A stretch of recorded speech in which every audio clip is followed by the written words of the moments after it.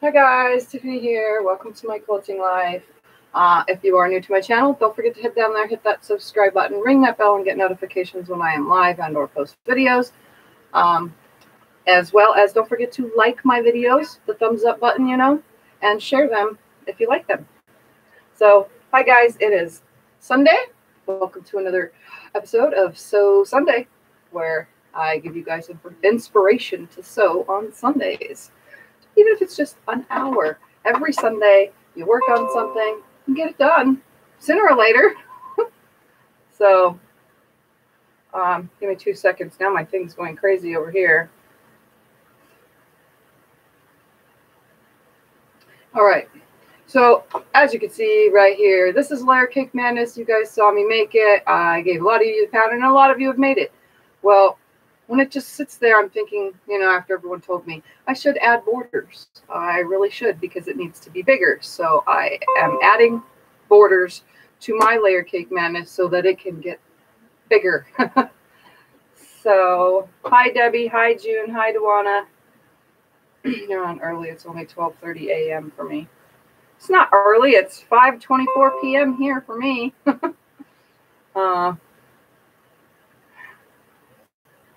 What am I doing? Oh, I already answered that.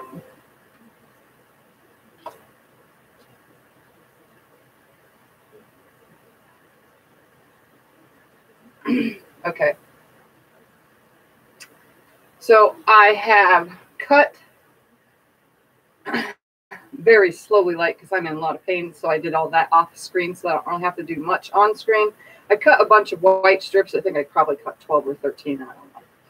I was just cutting them so that they'll be there, and if I don't use them, they go in my bin of pre-cuts. And then I have a layer cake. I mean, not layer cake.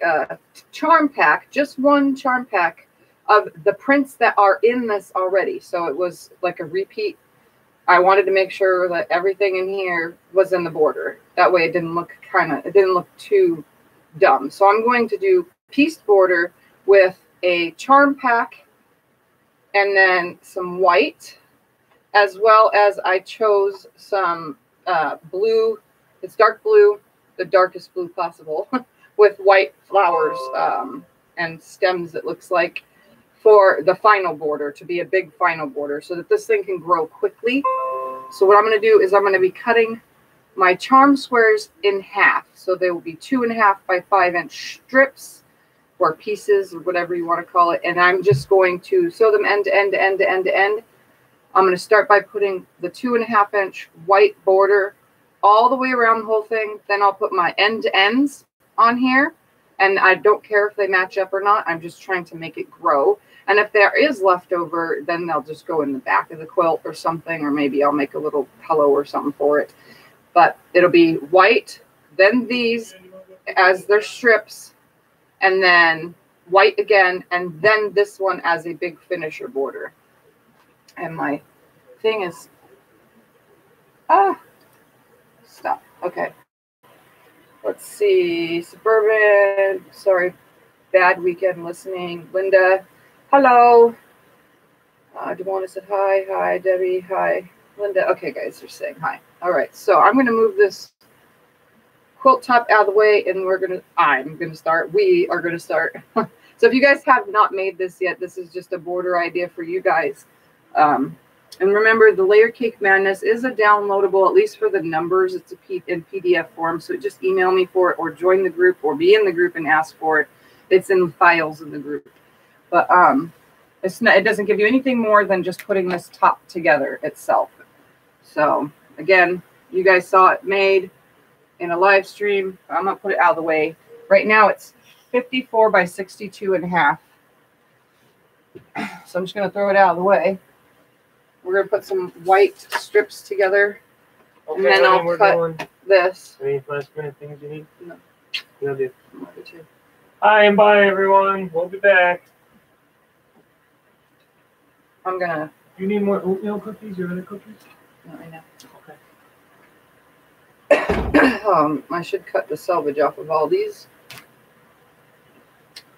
Boy, like I said, I didn't want to do much cutting because standing is killing me right now.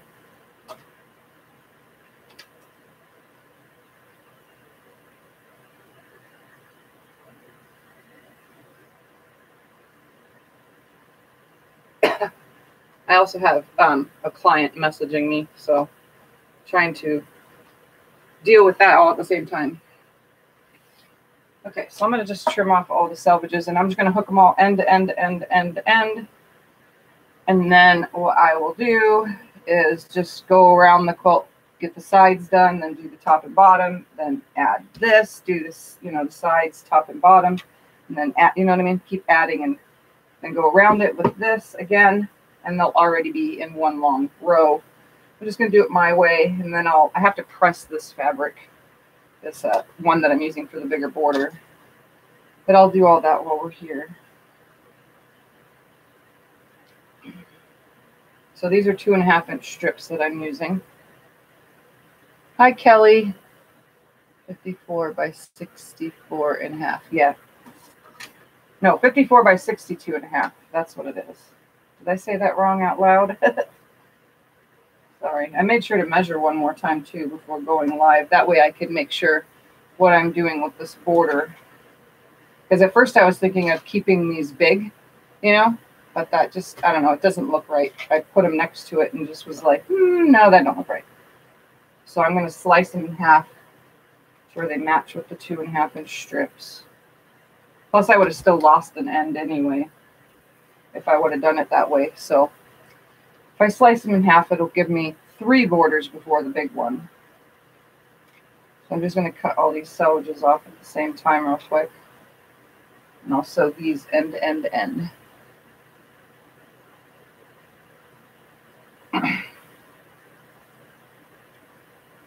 So how's everybody doing today? Anybody getting some sewing done on a Sunday?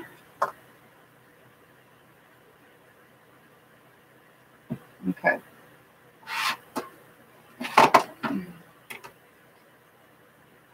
So I'm just taking all these off, all the selvages, all at the same exact time. Make it easier. That way I don't have to do much cutting.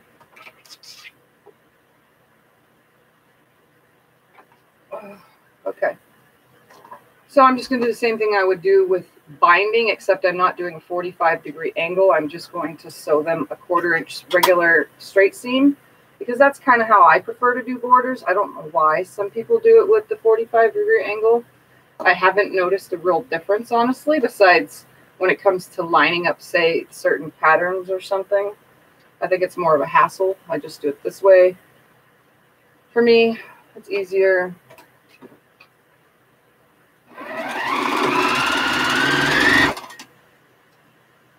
So I just put it on, flip them right sides together, sew the next, so on and so forth. It's just a nice straight line. No need for any angles. Plus everything in this quilt already is straight lines. Hi, Teresa.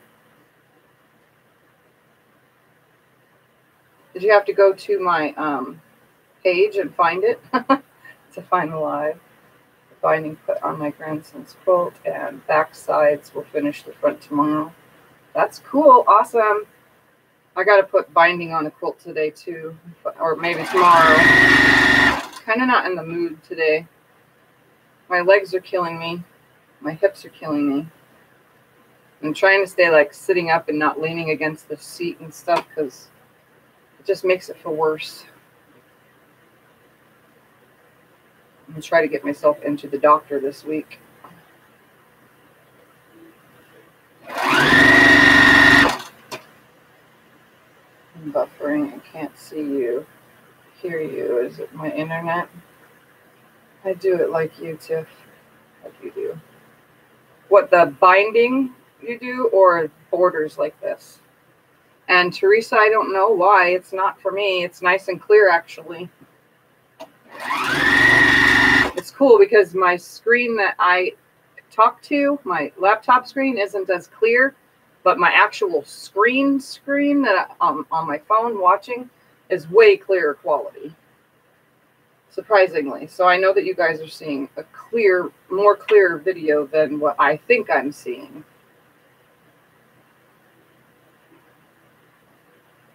No, it's raining. Just refresh your page. I'm hoping however many strips I have here, I didn't count again. I just, like I said, I cut a bunch of 2.5-inch strips and hoped that I'm cutting enough Should be though. I'm only going around it twice with them, and it's really small now. So it's not small, it's lap size. But I'm going to bring it just to a bit bigger.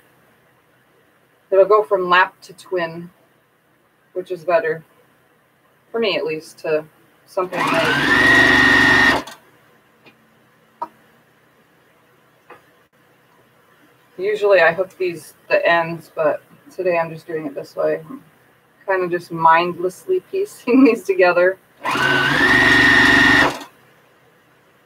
Hi, Susan. Oh yeah, borders, definitely do them. I don't know why. Like I said, I've not learned everybody's tips and tricks. Like some people do it. I've just seen it in videos, because I do, just like you guys, I watch a lot of videos, and I've seen them do it on the 45, and I don't know why. I don't see no difference. I've done it on the 45 before. I've also mitered a lot of borders. I like to miter borders, the top corners of them, especially on directional stripe print, so that it goes side to down instead of side to sideways print, if that makes any sense. It looks funny. So definitely stripe borders get mitered corners, but I don't connect them on a 45, because if you connect it on the straight, it's still the print will still be straight. So it makes no sense why they do it. I'm not a professional by no means, but I definitely have done things a few different times, and I found certain ways to be so much easier. And I'm all about time saving, but efficient. Hi, Diane. All right, let's take all these apart, and I'm just going to start attaching these to the quilt. I'm going to do both top and bottom and sides real quick, and then I will cut the charm pack. Ooh, I can't talk. And go from there. All right, so this, I'm not even going to press it. Just going to find me an end.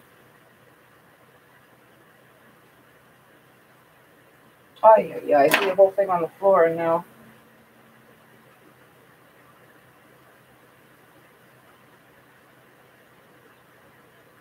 Yesterday I was working in my flannel pajamas, and I was covered, like super covered in thread.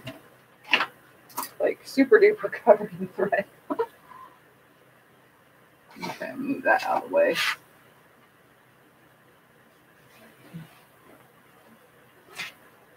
Okay. So now I will determine my top and bottom sides. I'm sure this is the top and bottom, and those are the sides, because that looks longer. Okay. So let's do right sides together on the sides first, and then do top and bottom. And I'm not using my special foot because I was going to do binding, so I just put my guide on here only.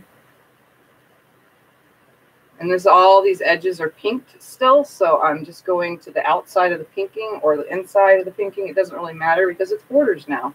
As long as it's flush and a lot of it is sewn in, it makes that 1/4 inch seam. Okay.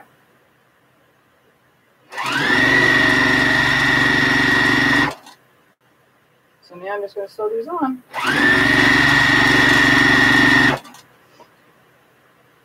All this fuzz and stuff. It's a windy day too, so allergies are messed up.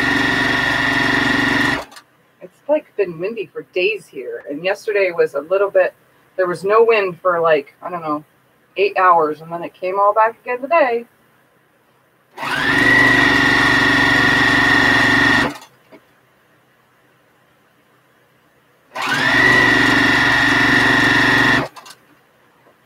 Popping in and out in order to get dinner finalized. It's 5:37 for you.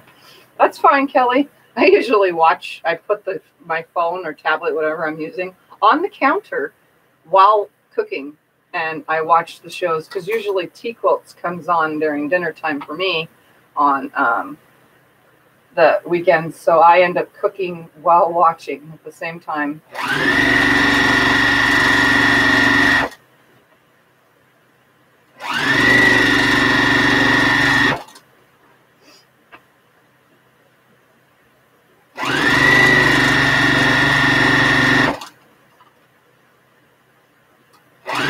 Hoping that finalizes this quilt and makes it look a lot better.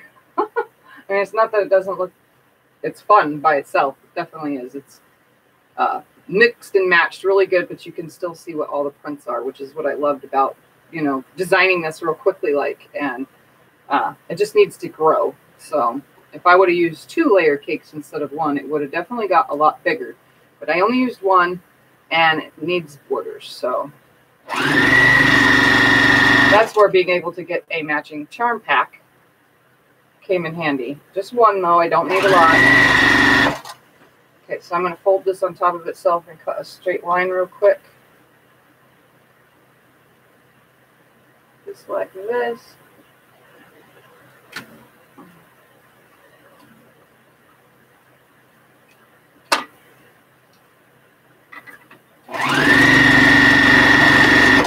Back stitching at the end.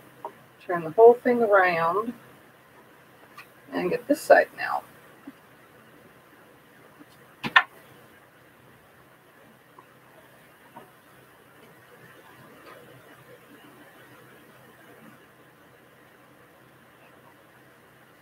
And I'm bringing my border to the other flat side where it's the same seam on both sides.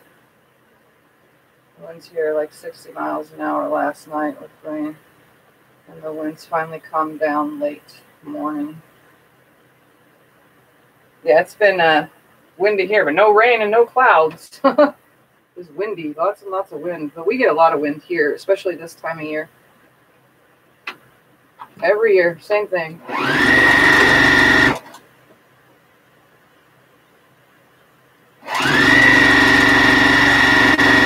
As the weather starts cooling down, we get wind, and then when the weather's cooled down, then it doesn't. The wind stops for a while until right before spring hits, and then it gets all windy again.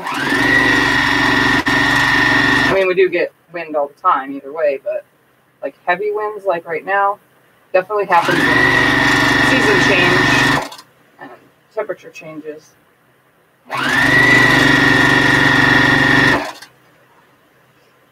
I wish we could get some rain though. That would be nice. But that ain't gonna happen.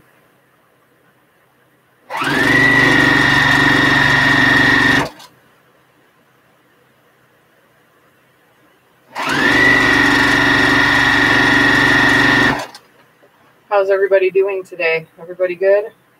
I already told you I'm not feeling too hot myself, but I'm still in a good mood. I actually stayed in bed all day today. Literally. I got out of bed to eat and take a shower and then come on here. So I've been in bed all day.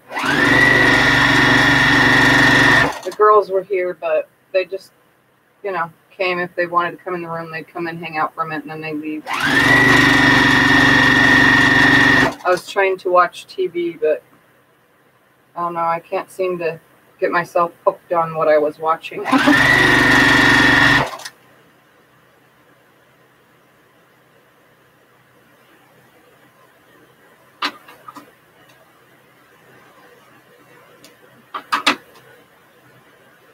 Hi, Lacey. Rained all there for Susan. Today was beautiful and sunny in the Fraser Valley. Hubby is on his way home from coaching soccer in North Vancouver. That's nice.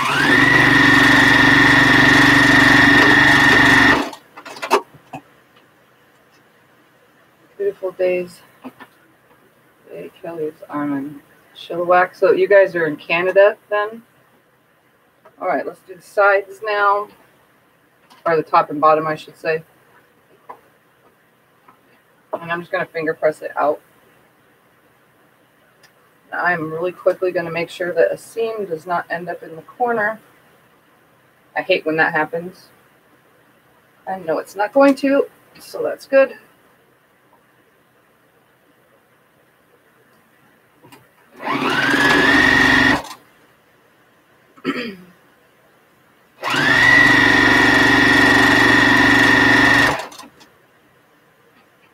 Aha. See, I'm starting to learn cities when you guys come on here from other countries.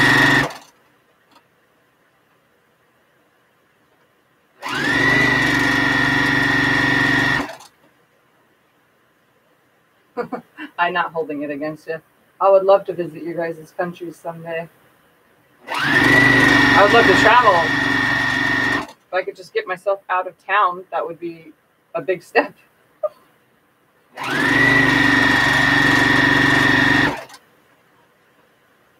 So in Canada, if one of you is in Vancouver and the other one is in, where did you just say again? Oh my God, the Chilliwack. Is that East Coast Canada or West Coast Canada or centralized? Because I know I watch another show, YouTube show that's in Canada, and they're in Edmonton, and it's already starting to get super cold there and getting ready to start snowing soon. So I would never go there this time of year. And we get snowbirds here from Canada, and well, obviously they're escaping snow, so it's most likely snowing where they are if we see Canadian plates already.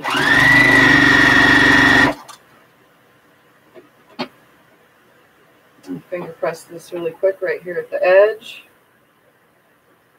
Come just a little bit closer and fold it up onto itself, trim it off.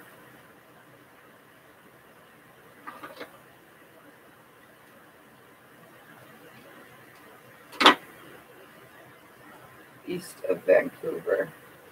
Kilometers? West Coast. Okay.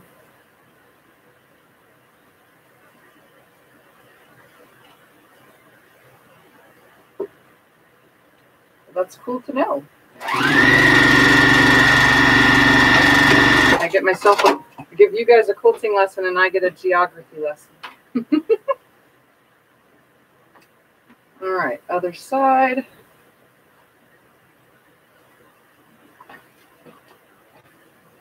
I'm just finger pressing, and I'll go and press this whole thing before I attach the next border, which will be pieced anyway.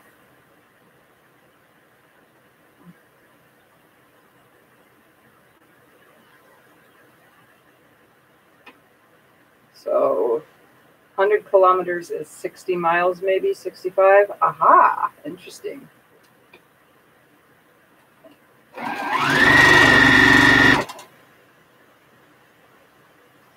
Just don't forget thumbs up.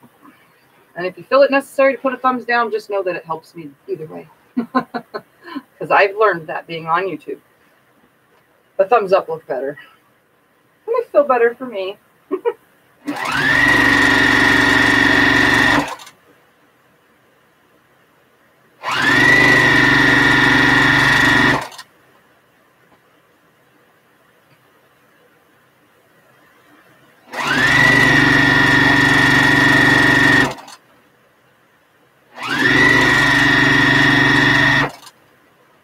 Hey, Suneda.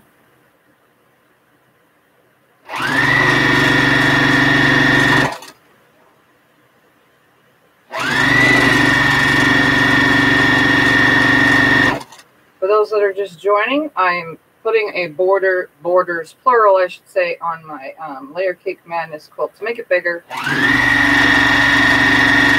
That way when I quilt it, I could cut some batting off and it actually not have a ton of extra leftover batting that has to be franken-pieced together for another quilt. Because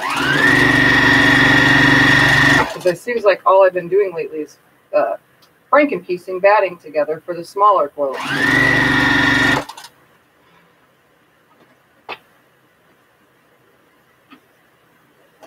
I don't want to have to do that with this.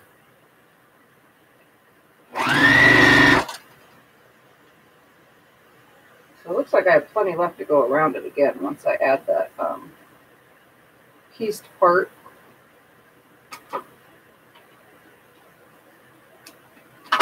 Okay. Just put that over the chair and leave it there for now.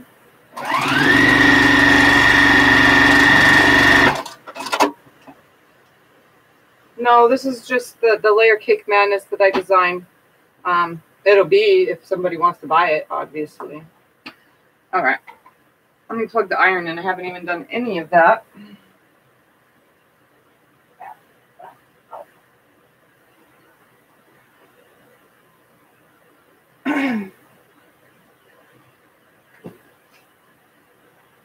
So same with any other time that I'm on, we'll watch me iron.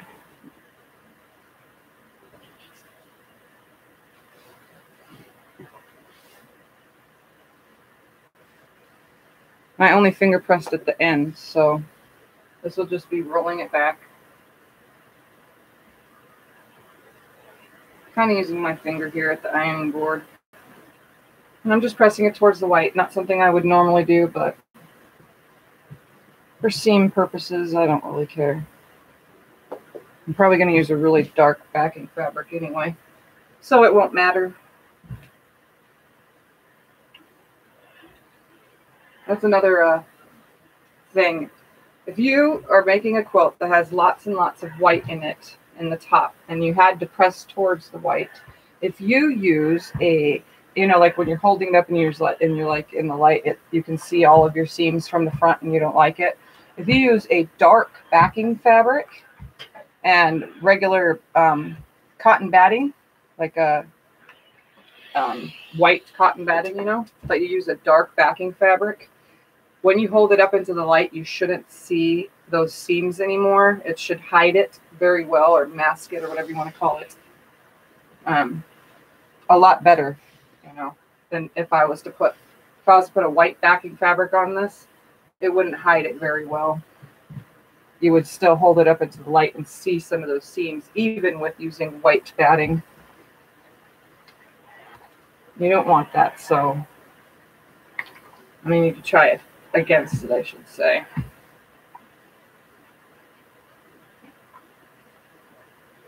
The only thing I do not like is black batting. Don't ever put black batting under white quilts.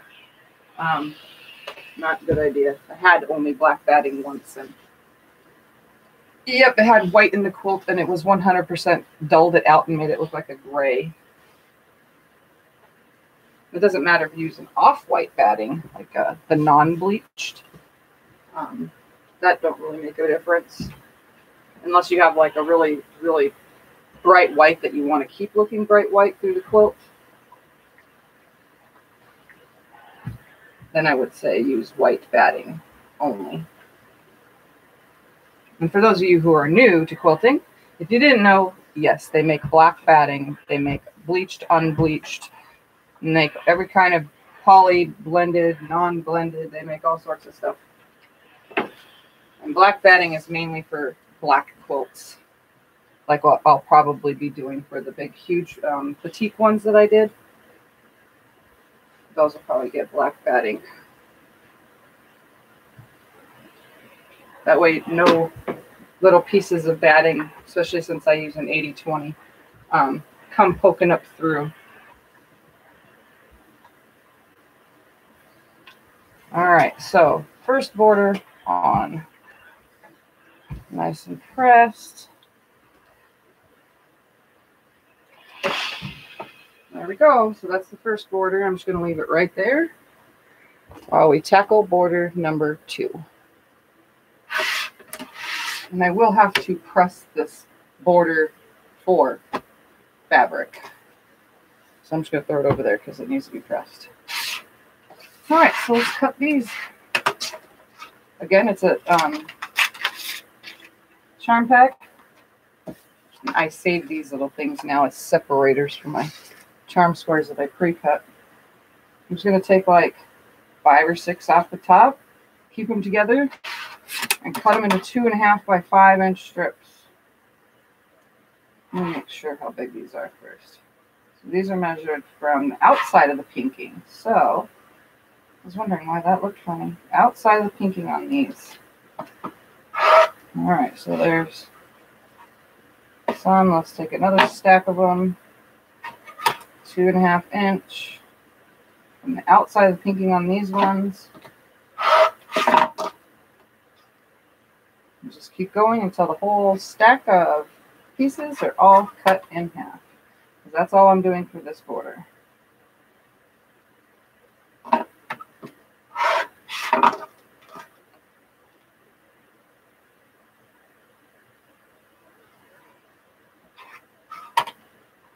Sometimes I stack 8, sometimes I stack 5, sometimes I stack 6, just letting you know. Stack whatever you're comfortable with.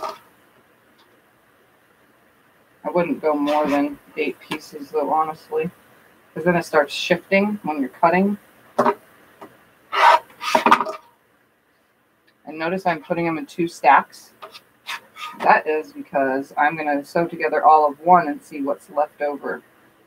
I'm making sure I can go all the way around, because now they're being sewn end to end, not in the piano key style. I'm sewing them longwise from end to end like this. Okay? And not piano key style, which would be sewing them together like this. This is piano key style, which is sewing them together like this. So we're not doing that. I'm sewing them together end to end. So I'm just going to sew together this whole grouping first. I'm probably going to need both. Okay. Let me see what you guys are saying real quick.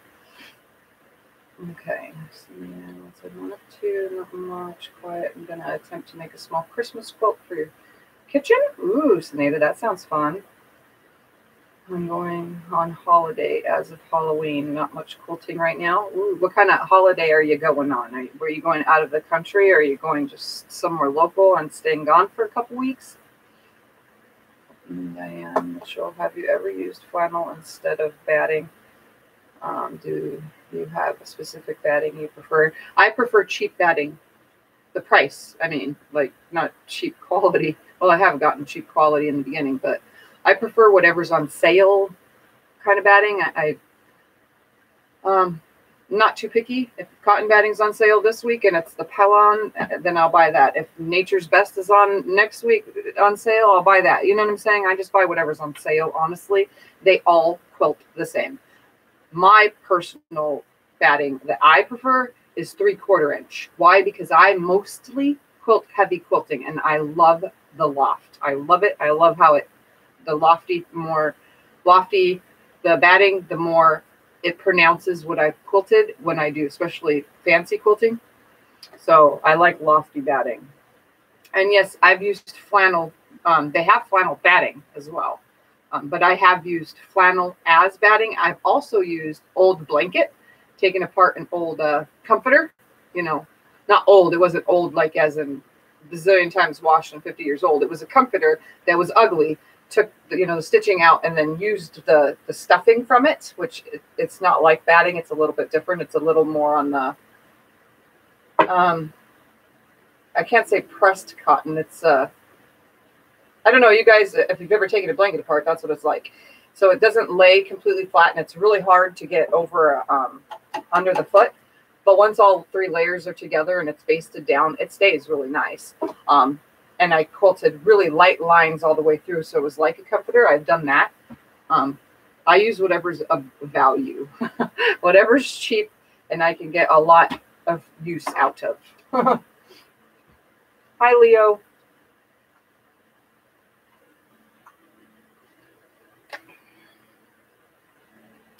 How do I cut the material for the binding? The same as anybody else does binding. Have you not watched my binding videos, Suneda? I'm pretty sure you have. All right, I'm going to go light. Okay, this is, I don't want 2 same next to each other. So we're going to make piles here, I guess. Separating all this color because I need to separate it a little.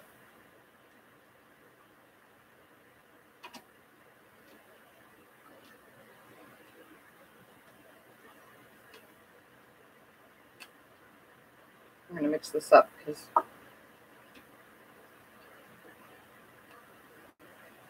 yeah, it needs to be mixed up. I don't want it to go dark, dark, dark, dark, light, and then a bazillion darks or a bazillion lights in a row.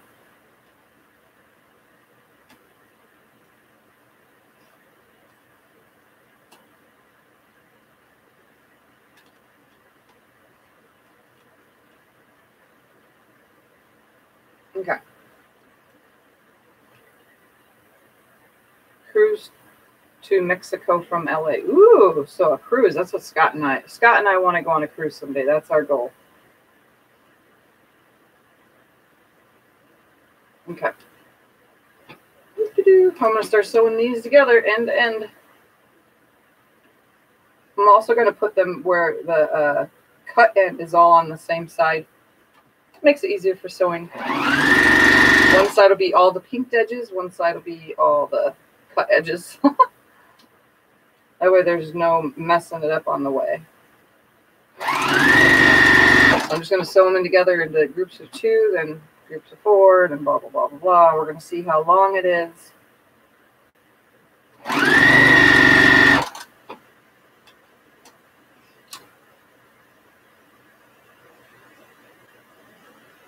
And it should be just as messed up as the quilt itself. And balanced out the way we laid that quilt out.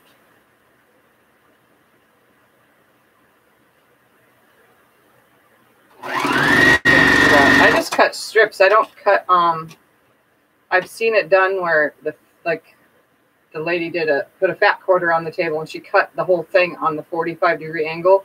I've seen that. I've seen it on the, you know, like yardage, but I don't cut binding like that. That's 100% true bias binding. I don't do that. I just do it on the grain or whatever, on the lengthwise.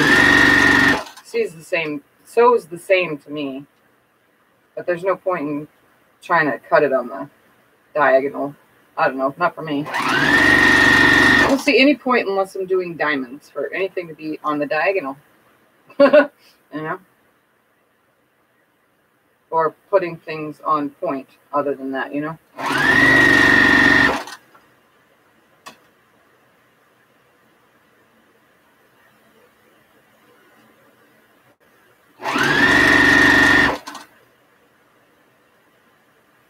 Oh yeah, that's the size. I usually cut 2 1/4, but lately I've been cutting 2 1/2 because my fingers on my binding. I've been cutting 2 1/2-inch strips because I've been having a lot of finger troubles with my arthritis in my hands. So I've been just going wider only because of the pain. Because the smaller the binding, the harder it is for the rollover on my hands, or on anybody's hands really. Unless you're hand sewing your binding and using pins, using binding clips or whatever. Binding. You know what I'm talking about because I have some. After the words aren't coming to me, which is rare that I use them, but I have them.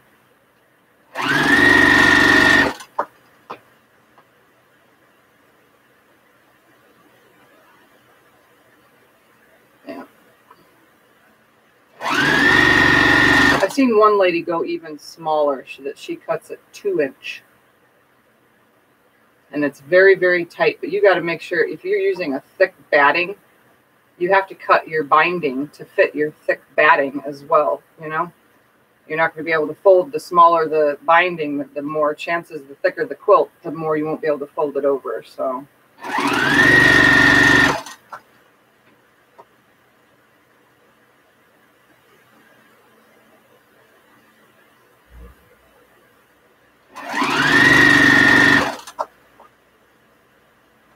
I don't even do that on small stuff, Kelly. I'm 100% not a hand sewer at all. I couldn't grasp the concept even sewing hanging sleeves on anything. I just can't do it. I will someday, but I don't know why my brain just don't put the two things together. I don't know if it's my brain to my hand or my hand to the actual stitches, but it looks retarded when I hand sew. And to think, somehow, some way when I was younger, and I never pulled out the machine, I just let it sit in the cupboard, and I needed to hand sew something because I had little hand sewing kits on the seams, like in the crotch of pants or in the armpit. When I'd get a ripper on the side, I would just sew around and around and around and around, which is called a whip stitch, I guess, and just until the whole thing was sealed and call it a day. And I never thought that they held very long because my stitches are horrible, but they lasted long enough to wear the item one or two more times.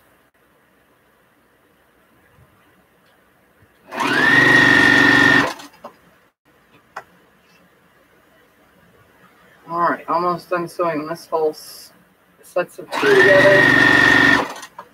This one, and then we'll start sewing them in groups of 4, so on and so forth. And then we'll see how long we need it to be.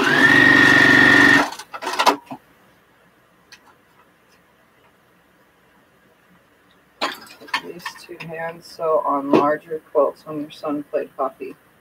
Oh, while you were sitting watching, you hand sew.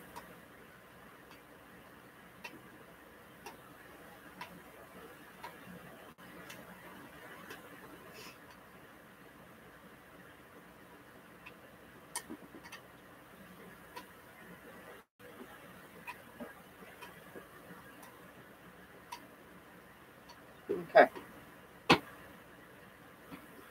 Now, groups of 4. So I'm just going to finger press them, because in turn I'm going to press them at the end. Well, I guess it doesn't matter what goes to what, but I would rather it not be dark to dark, if I can help it. So I'm just going to put them in sets of 4 now. And shade piece. So I'll kind of be a little picky on where they sit. So those contrast them out.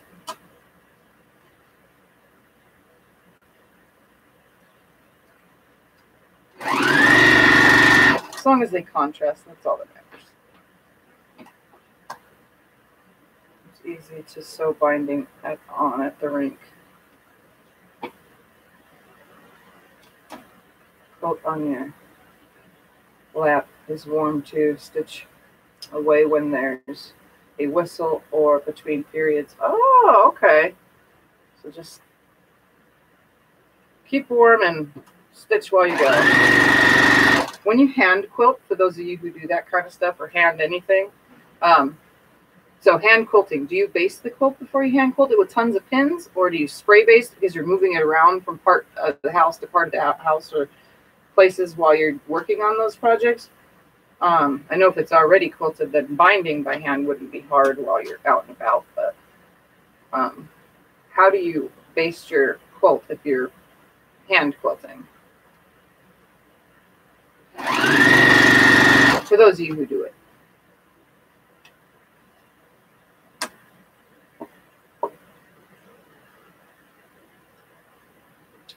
So you don't have to cut the binding on the bias. You don't have to, no. Just cut it in strips. You know, you can just use jelly roll strips or whatever you want. 2.5-inch strips. Or 2 1/4 in my case on a normal basis. That's what I normally do. So no, you don't have to cut it on the cricket. I think that's just for people who are doing what's the quilt that I know that needs it? Anything that has scalloped borders or scalloped for binding, you know, scalloped edge. I think that would be the case for that. You would need that because you need to be able to bend, you know, your binding needs to be able to turn around those curves. So I think that would be the case that you really have to have it cut on the bias for like double wedding ring kind of quilt.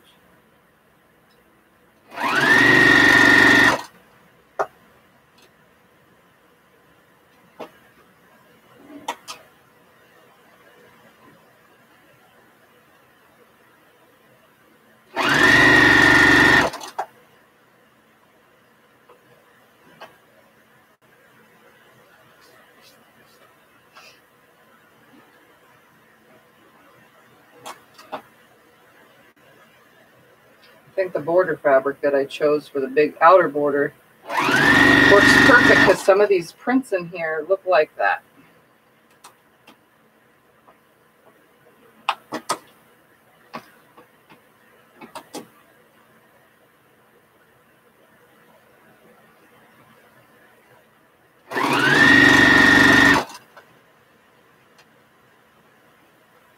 I'll cut strips and checks on the bias.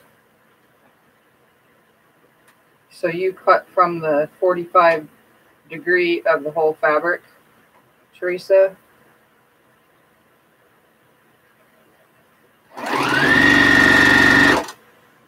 Hi, Vicky.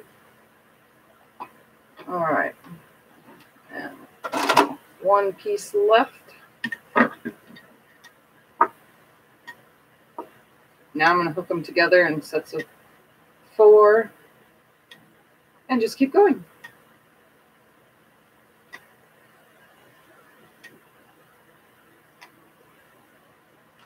Starting with the piece that's in front of me.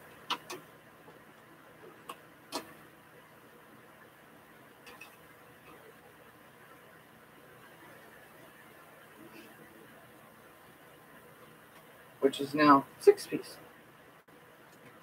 I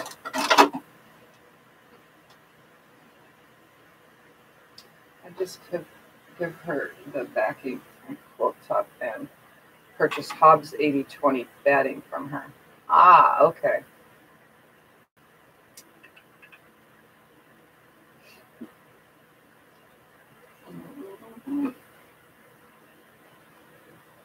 Yeah, I don't do it that way, but you guys have saw. I've seen it done that way. I've watched lots of videos on it. It just seems like a hassle. It lays on just fine the way I do it.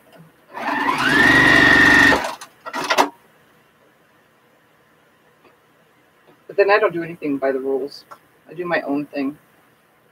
Like right now, I said I was going to sew these together in 4s, and I'm just kind of sewing them together, making one long line. Trying to find a dark end real quick.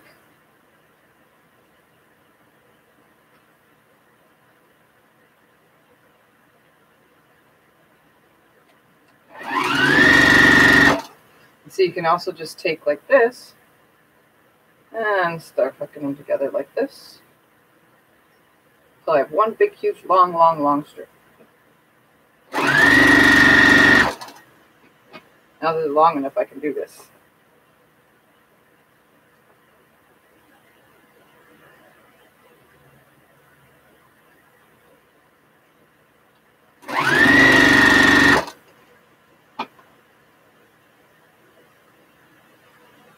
Because all I'm doing is making one big long strip. Because I know I'll have to cut the size.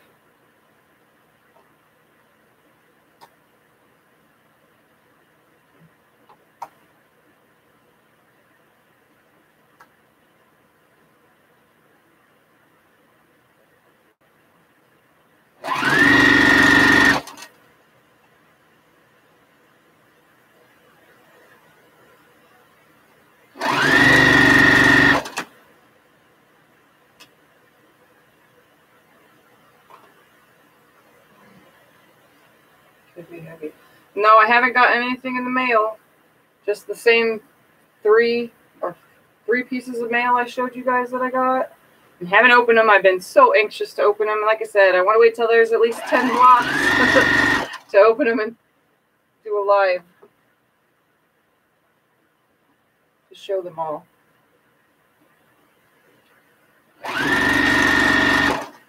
But the mail will get checked on Monday because today is Sunday, so it'll get checked tomorrow.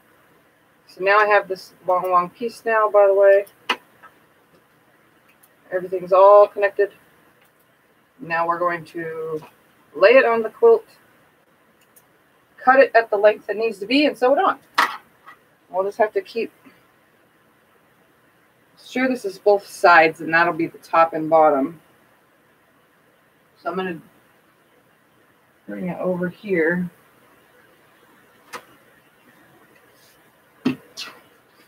Oh, actually, I'll just go ahead and sew all these first, and then I'll trim everything. Screw it. I've used her video on how to make pressing mats great success. I'm mixing the color up again.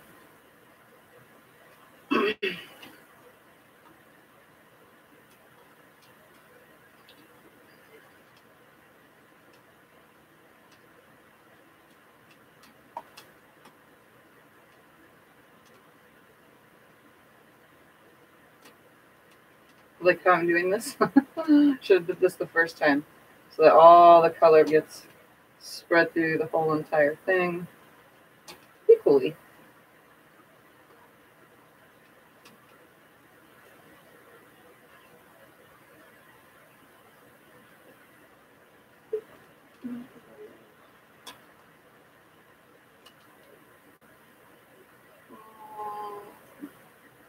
I've used the video on make pressing mats, great success. The stripes and check and have recently done scallops. What size blocks you said? When it leaves your house for my birthday blocks, 9.5 inches. They need to finish at 9. So when it leaves your house, after you're done piecing it, it needs to be 9.5 inches leaving your house. And when I say leaving your house, I mean the block that you make right here, this block, any block, obviously, when you lay it on the cutting mat, it's 9.5 by 9.5. Okay? So any blocks you make, if you put it down on the ironing on the table, it'd be 9.5 by 9.5 when it leaves you. Because when I put in the quilt, it'll finish at 9 inches. So when you look up blocks and it says finishes at 9 inches, that's what you're looking for.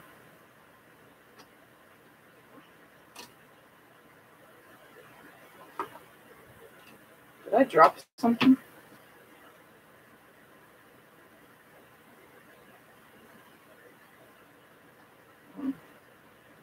I don't know what I did. I'm working on your book tip. I hope to be sending you a package soon. Just wait till they all come at the same time. Yeah, I could do that too, Linda, and just tell you guys if your package came so that you're, you know, in case you're worried about it. That way, anybody that wants to know that they're at least here, that made it here. But I'm pretty sure there was only 3 that's made it here so far. I think that's what I showed you guys.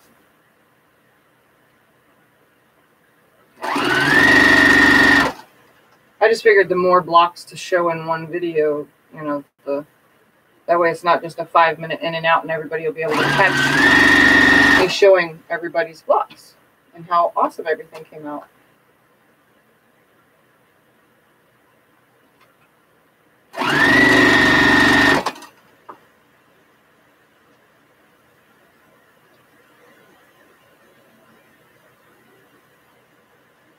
Strip of fabric. Oh, wait. This one comes at the same time. Working on your block. I saw that I have 3 boxes to put in the mail. What size blocks you said? I have 2 size stripes and checks, and I've never done scallops. Okay, I think I got it all. I must lay down. 4 a.m. comes early. Bye. Okay, bye, Brenda. Thanks for watching. Sundays are usually the shortest videos when I do Sew Sunday, but today I'm putting these borders on, so it'll probably be a little while. Because I'm on the slower side today of normalness. I'm actually starting to get hot and the fan is on. I'm going to have to open my door.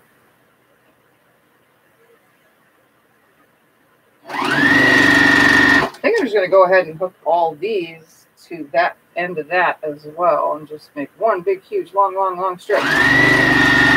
That way I can cut off as I need going around. If that makes any sense.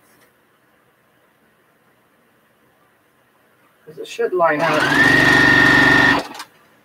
Everything's in 4.5 now inch segments.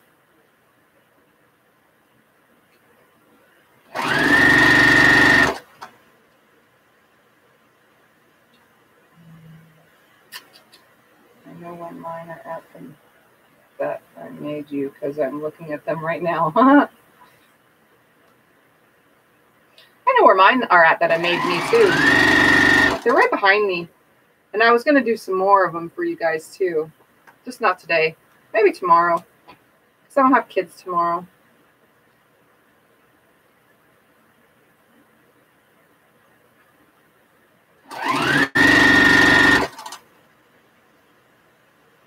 And that's the same as any Monday. No kids. So I can get things done. I put together a backing and put the backing and the quilt top outside on the long arm.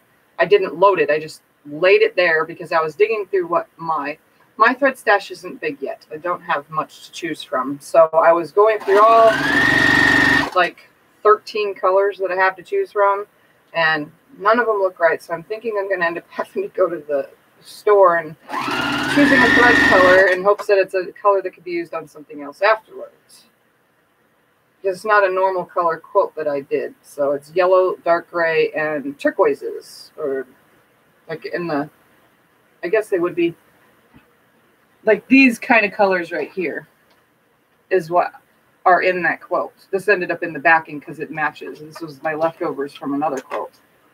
But yeah, I tried to match something up with it, and the thread I have just don't match.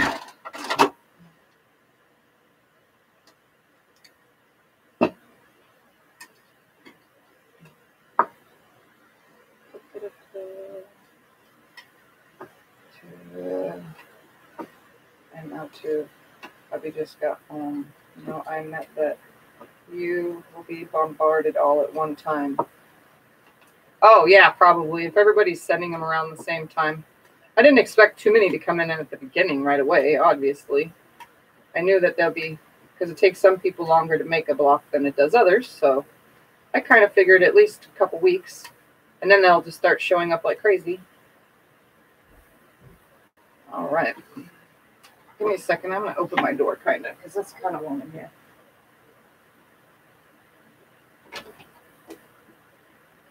I have the fan on even, and I'm like warm. Oh, look at that. I knew there was some missing. I fell off the thing. See, that happens to me all the time, guys. It falls. I start sewing these. All right. Guess I'll put these two together. Oh, this happens. These two together. I would have noticed it was short, and I'd have been like, get all the way done and see that stack right there and go, oh man. It happens though.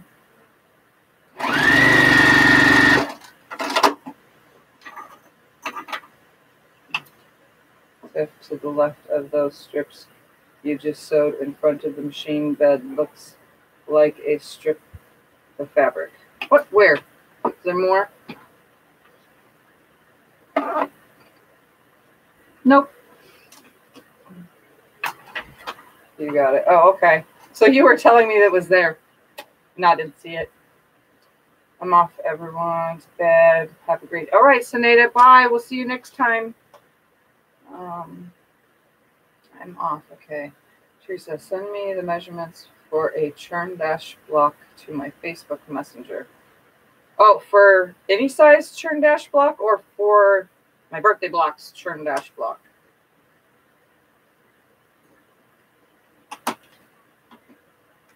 Tiff, okay, I just sewed that. Got it. No, you already got it. Okay. Let's mix all these up and start sewing them on.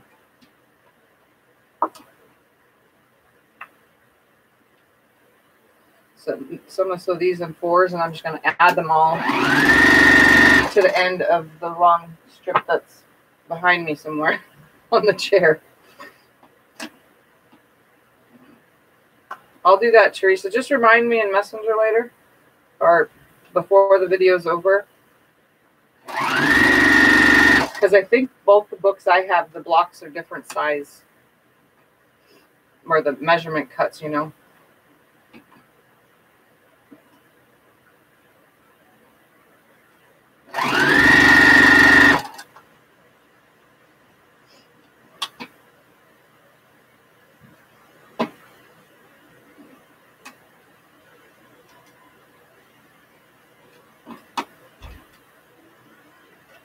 Guys are home.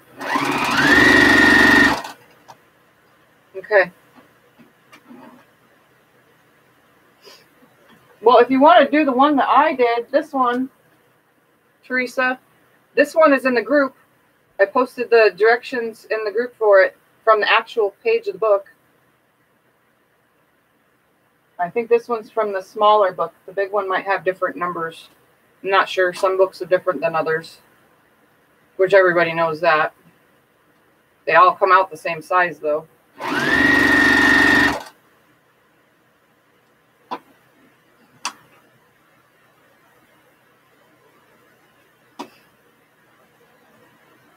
It's even in the video that I made on YouTube for those two blocks.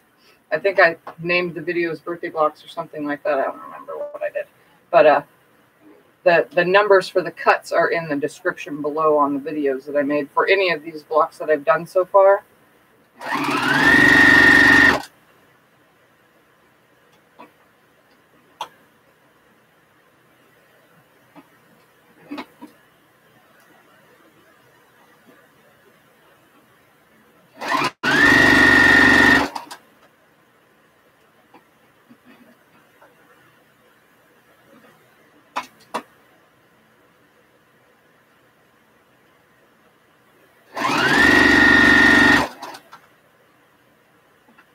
Alright, now to just sew all these together onto the other strip. I think that's what I'm going to do. I'm going to press it as one long, super long strip. And then attach and cut as needed because like I said, some ends will probably not be exact. Alright, let's just add all this now.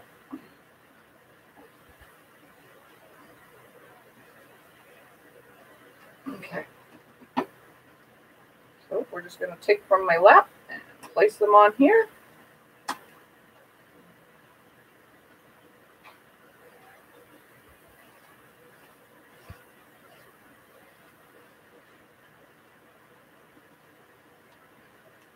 Okay.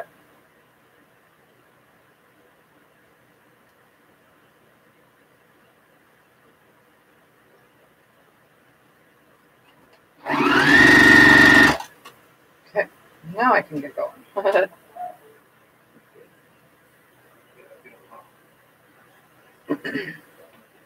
We see what we spoiled you with today. The ladies want to see.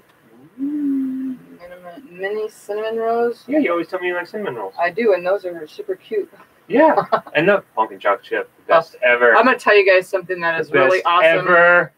Pumpkin chocolate chip cookies from the store. You could probably make them yourself with a recipe, but let me tell you, one year, like, I don't know, 15 or 20 years ago, I went to Smith's, which is our Kroger store. For some of you, it's Kroger. For us, it's Smith's. And I bought these pumpkin chocolate chip cookies. Let me tell you, they are so very good. They're the best. They are the best cookie ever. Like, seriously, the best cookie ever. And I like chocolate chip cookies regularly, but pumpkin chocolate chip this time of year. And then mini cinnamon rolls. Look how cute they are. They're so cute. Tiffy likes cinnamon rolls. Yes, I'm a cinnamon roll-aholic. It does mess with my stomach, though. You don't have to eat on camera, though. Oh, you're going to make all these old ladies hungry. Oh, I can't say old. I can say all these ladies. And I think there's a gentleman here. I'm not sure. All these women folk are always talking about food. They're always making me hungry. Yeah, they always make me hungry, too. Especially Vicky. Vicky is a baker. She loves all y'all young ladies need to start coming over here and cooking for me. Crusty old man beard. That's Lacey. That's her dog. It was a dog thing. What's her dog's name? I asked her about it before. That's what they nicknamed her dog.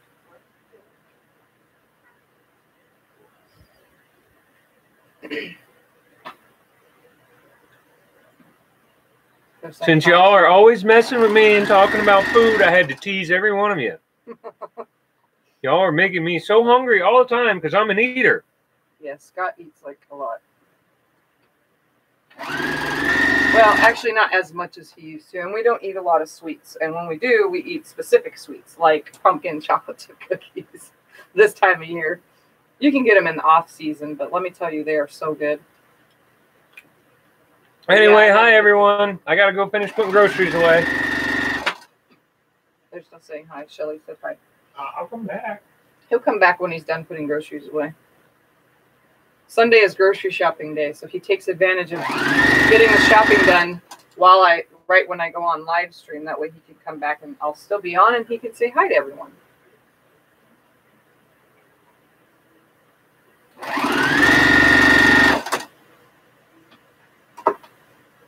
Okay. Oh look, 2 more pieces. But I was done.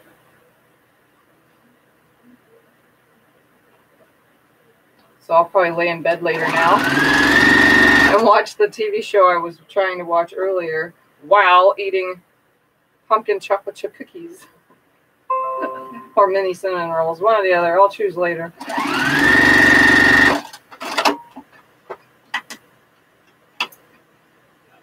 probably going to eat all those cookies. Well, you think? I'll probably get one. Between him and CJ, at least. I'm not hungry yet. I just ate, like, I don't know, not even an hour ago. Well, probably an hour ago now. Yeah, I ate right before, before coming on. All right, now to press this, I'm going to make sure I didn't drop any. Okay. Let's press this really long strip and start attaching it. And while I'm ironing over there, I'm going to iron that other background, the other border fabric as well. So now I just have this big long row though, guys. See? So I'm just going to start putting it around the quilt. Hoping it's plenty because that's only one charm pack. All right, let's put this over here for now. I'm going to turn the screen. Okay. So I'm just going to press this like I would anything else. I'm just going to find an end and press all the seams one direction. This is no big deal the way they end up. And then I have to press this fabric, which is just one long strip because it's the bottom of a quilt is what it was, of another quilt backing.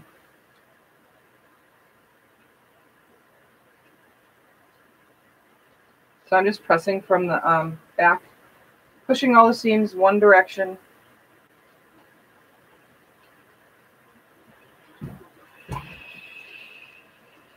Making it easy on myself.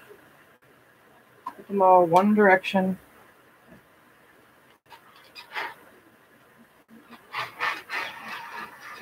And there's no stretch to this because they're all sewn together end to end.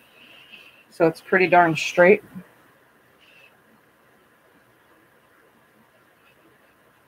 And you know that you can do this as binding too. If you guys have a charm pack and you cut them in half, sew them together like this, you could actually make binding. They do not have to be sewn together on a 45-degree angle to put on as binding. I know because I've done this before. You just got to watch your seams. It's best to press them open.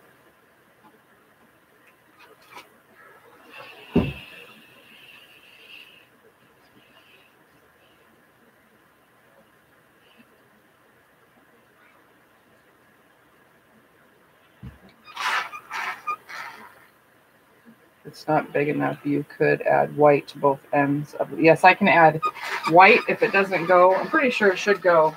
We're going to test right now, though.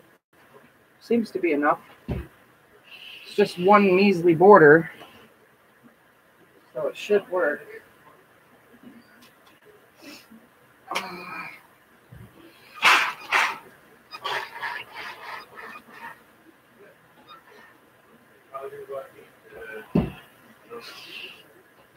Probably choose Red Robin or something. Oh, well, she's already talking. Or maybe the steakhouse. I don't know. Maybe the steakhouse. We're talking about what I want to do for my birthday dinner. It's her birthday. She gets to decide.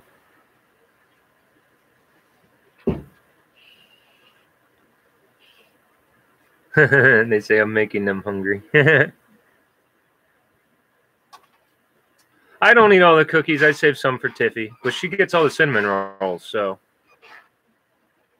the cookies they're not all mine, but since she gets the cinnamon rolls, I get, I've already had 2. I had one in the grocery store, which we shared with the checkout lady, because I'm nice like that. Whenever I get junk food, I always ask the checkout lady. Okay, so I'm gonna just throw this aside real quick, guys, and we're gonna press this other piece. Probably just going to land on the floor. Like I said, this is the bottom of a quilt, so I'm just Krusty says if it's not big enough, you could add white to both ends of the borders. Yep, I already saw that. Tiffany's birthday is the 4th, November 4th. It's coming up. And then our anniversary is the 27th of November, so I got a busy month next month. I got a lot of work to do.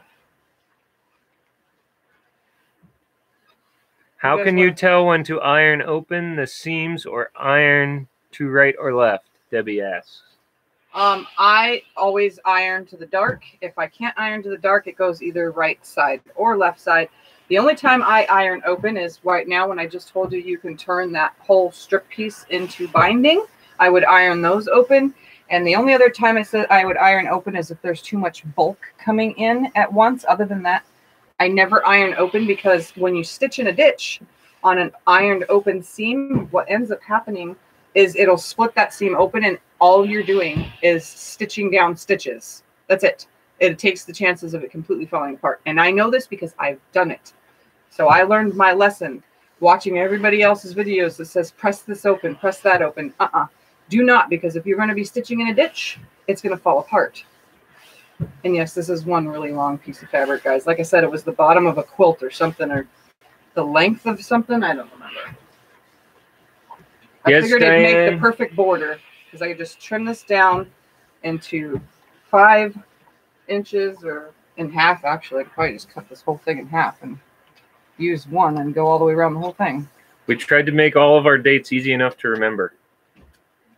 We met on the 27th. I proposed on the 27th, and we got married on the 27th. We made it that way on purpose. That way we could remember, because Tiff has a hard time remembering too. It's not just me. Well, I have a worse time remembering. She has a bad memory, so. All right. So and Vicky's husband is the 2nd of November. Is his birthday. Awesome. Tell him early happy birthday for me, although I'll probably talk to you before then. But see, Tiff and I do it. We celebrate 2 anniversaries. We celebrate the anniversary of when we met and the anniversary when we got married. So I celebrate one, I get her a gift, and then the other one she does. So we need, when you have a whole bunch of kids, we need an excuse to get out, because we only get out on our birthdays and anniversaries. So.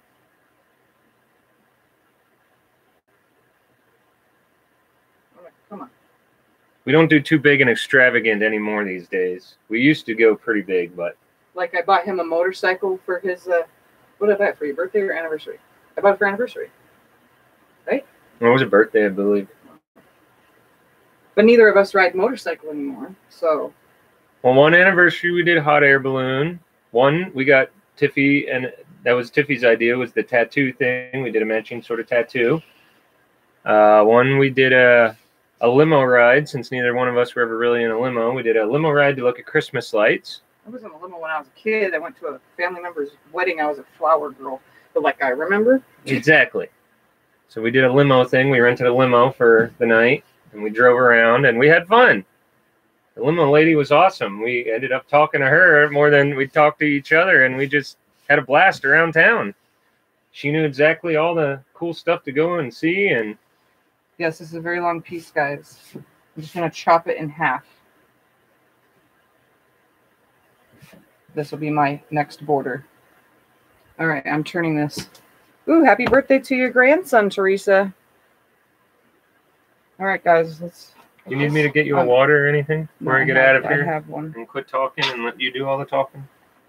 Okay, we're going to start with sides. We're going to make sure that this is big enough. We celebrate the wedding date on Father's birthday. You never forget that. Okay. Yes, you do, Scott. So glad to hear. I'm going to let you go if you don't need anything. I don't need anything. Okay. Love you.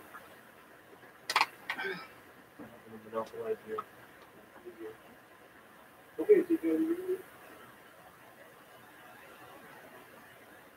Okay. Sorry, I was checking laundry basket quilts. I uploaded a video, so I'll probably watch that when I'm done with mine. I didn't end up on anybody's live streams today, too, so if you guys watched live streams that I didn't watch, it's because I was in bed. All right, so I'm going to line this up right here. I'm going to carefully walk it to this side. Oh, look at that. Ends on a seam. I'm going to take this seam out. Right here. This becomes this side. See, and this works out perfect because all I have to do is pick the seam out instead of cutting it in half the strip. So I'm attaching the sides first. I'll do this one and then I'll measure the other one. Just put this long piece right here. I'm going to sew this one on first. This will work out just perfect.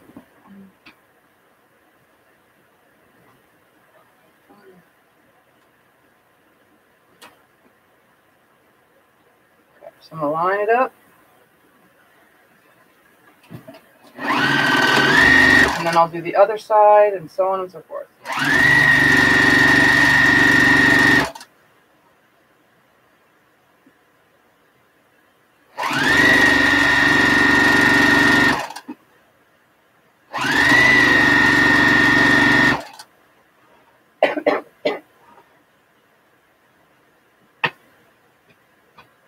So I'm sewing it to the pink side on first, and I'm saving the straight side for the next white border. I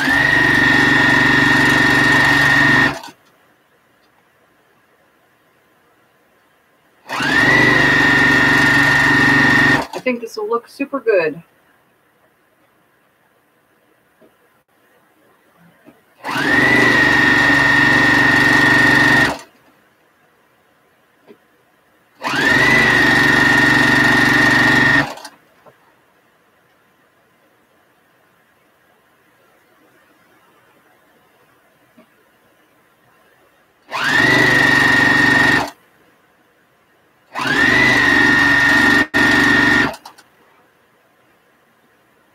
For the ironing information, it was helpful. I had heard that you lose strength when you open. Yes, you lose a lot. I think mainly people that show quilt, do like super extravagant show quilts, are the ones that stitch in a ditch, because, or that, you know, press it open and then stitch in a ditch, because the quilt will never be washed. So they take the chances of it never falling apart. But if you throw it through the washer, and I know from experience, your seams are going to fall apart, because my first, like, I think it was like my 5th quilt that I ever did, I pressed the seams open because I watched a video and I was doing it and following it and blah, blah, blah. And I quilted it in the ditch because I didn't know anything else back then. And we threw it through the washing machine. And to this day, I still have yet to fix it. It's sitting on the living room floor as like an extra carpet pad on the area rug. It's what the kids roll around on, and it's ripping more and more, but it was from pressed open seams, and they all have fallen apart. There's like probably 6 holes in that thing right now. So I don't suggest, if you're going to be using a quilt and stitching in a ditch and it's going to be thrown around and be washed a bazillion times and utilized, don't press your seams open. Unless otherwise called for in a pattern purposely, because of the way a piece is supposed to lay, or because of the way the pattern was written for all the seams to come together, that would be the only way I would do it.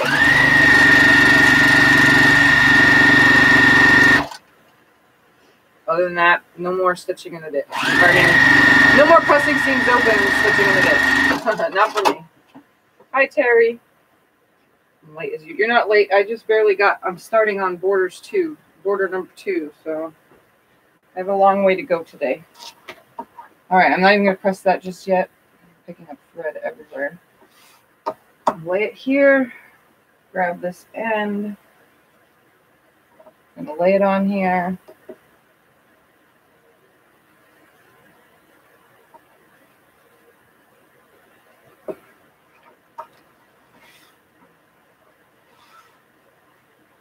Oh, that one does not end at a seam. That means, oh no, maybe it does. As I say, maybe it should end at a seam. It just looks wrong, because the seam was pressed the other way.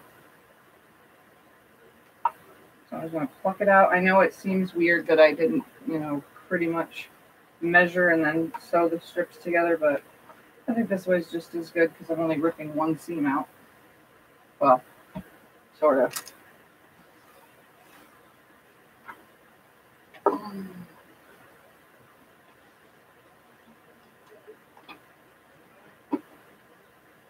Yeah, exactly. If you're going to have to press open, then definitely, you're definitely pressing your seams open. Use a smaller stitch length. The only thing, the smaller the stitch length, the more chances of it just ripping the fabric. It what's the word for it? Perforates it.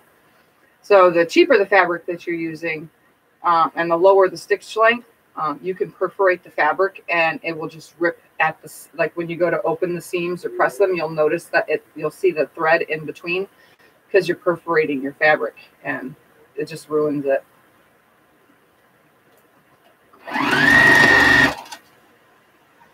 Hi, Diane. Welcome.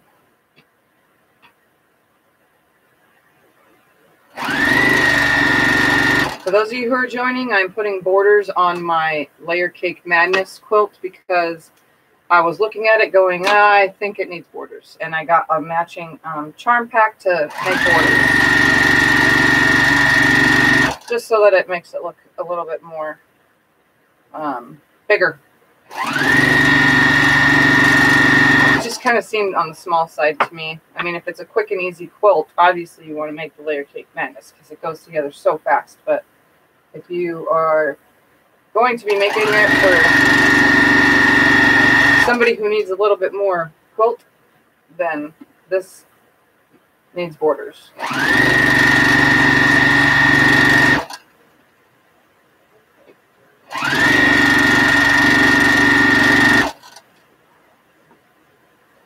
Good, I'm glad, Debbie.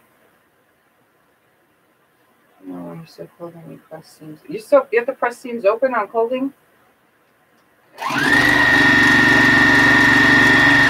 See, there's some things I just don't know. Birthday block came out too small. Interesting. What size did it come out? 9 inches?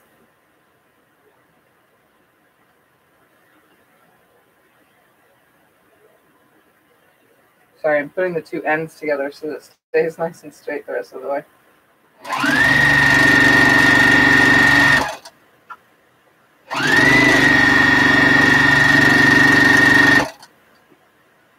So I can sew without stopping, although I still have to stop. Go figure.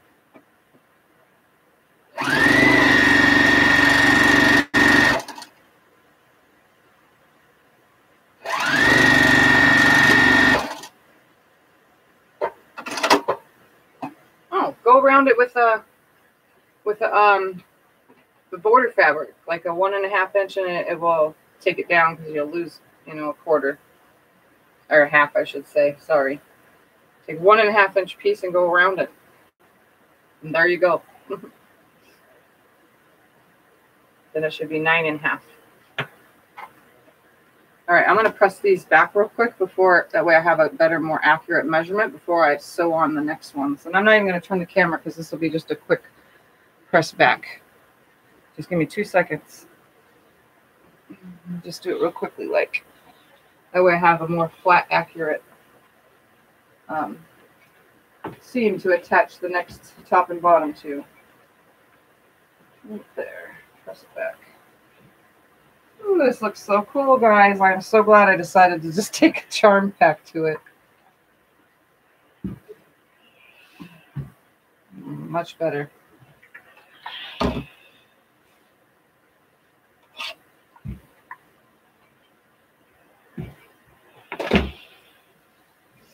be right back in the screen in a second. Just get this other side. I'll have a more accurate flat lay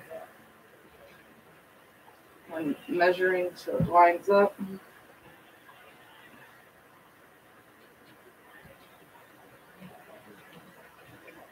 I really like pieced borders and pieced bindings. I think it really highlights quilts.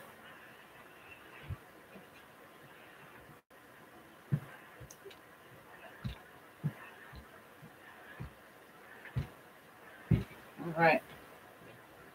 Nice and flat. Okay, so now let's do this.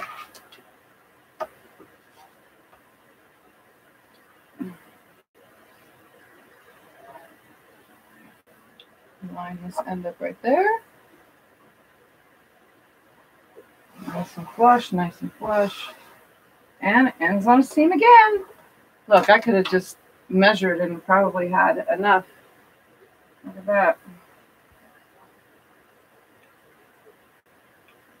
So I'm just plucking like every 6 or 7 stitches out. 5 or 6 probably, actually. And it just rips right off. And then one more to do after.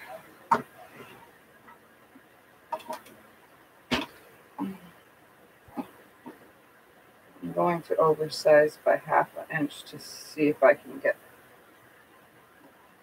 a 9.5. Okay. You do whatever. You do what you guys like, as long as what I get is 9.5 inches.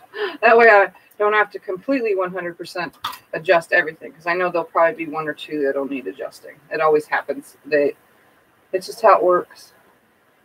I do it with my own blocks. Some of them end up just a little bit wonkier than others. I don't know how it happens, but it happens.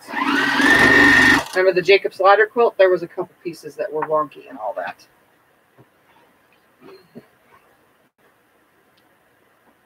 That's how it works. It just happens.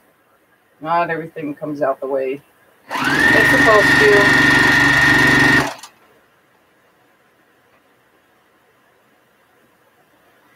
Oh, those are 2 different colors. I was worried they weren't going to be the same. I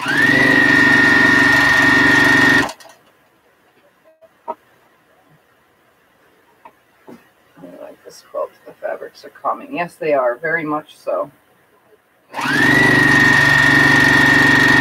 I like flowers, though, and I like flower prints. And I like polka dots. Polka dots go great with flowers.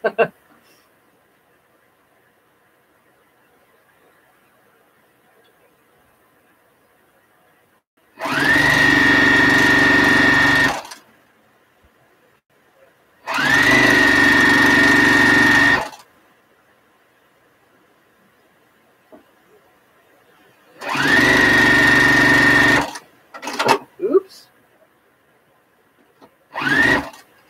Even with a guide, I still mess up my 1/4 inch seam.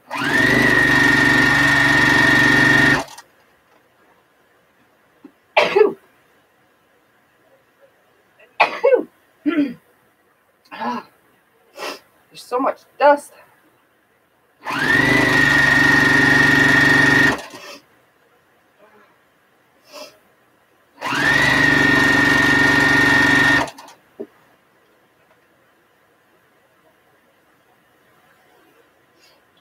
My hands.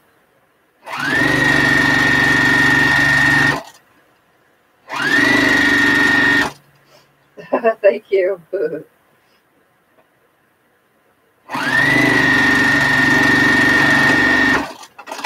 Right. And one more time.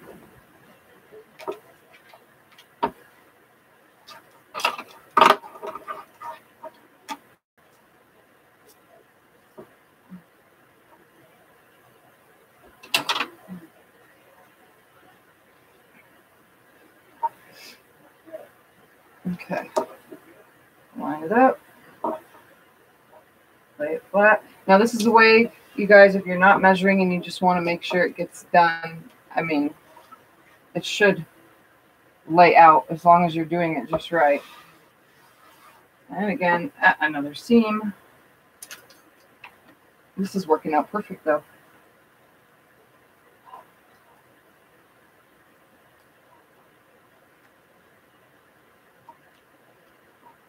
And all I have left is enough to go in the back. I have this much left. That's folded in half. So enough to go in the back of the quilt.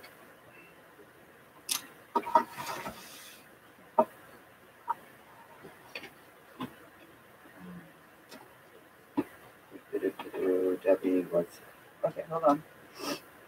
Debbie, what's a North Carolina block? I like polka dots, stripes, and plaids, but never seem to keep them straight. Gresinate? Look it up. It looks kind of like compass star. The spelling, LOL. Oh, the message was retracted while I was looking. I couldn't read it because it retracted fast enough. Oh, it's a block name. I was thinking you meant the state shape. Oh, okay.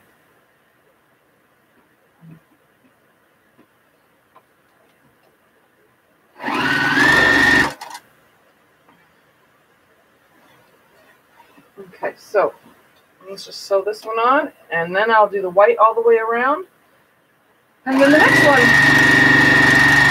and be done. And then this thing will have plenty of borders and be plenty big.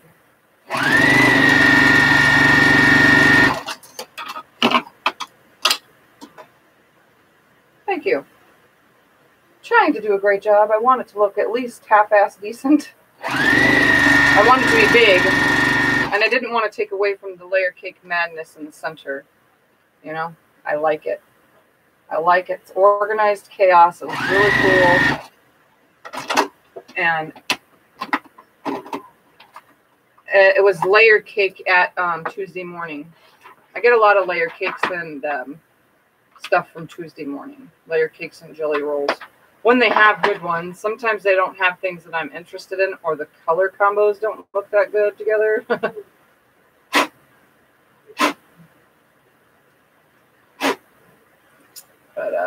I get a lot of layer cakes, and so we don't have them anywhere else locally.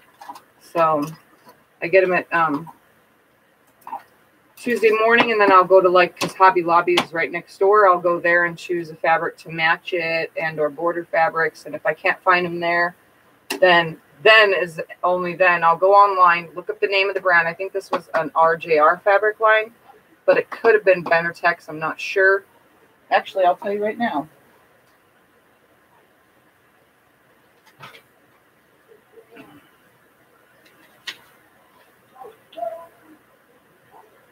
No idea.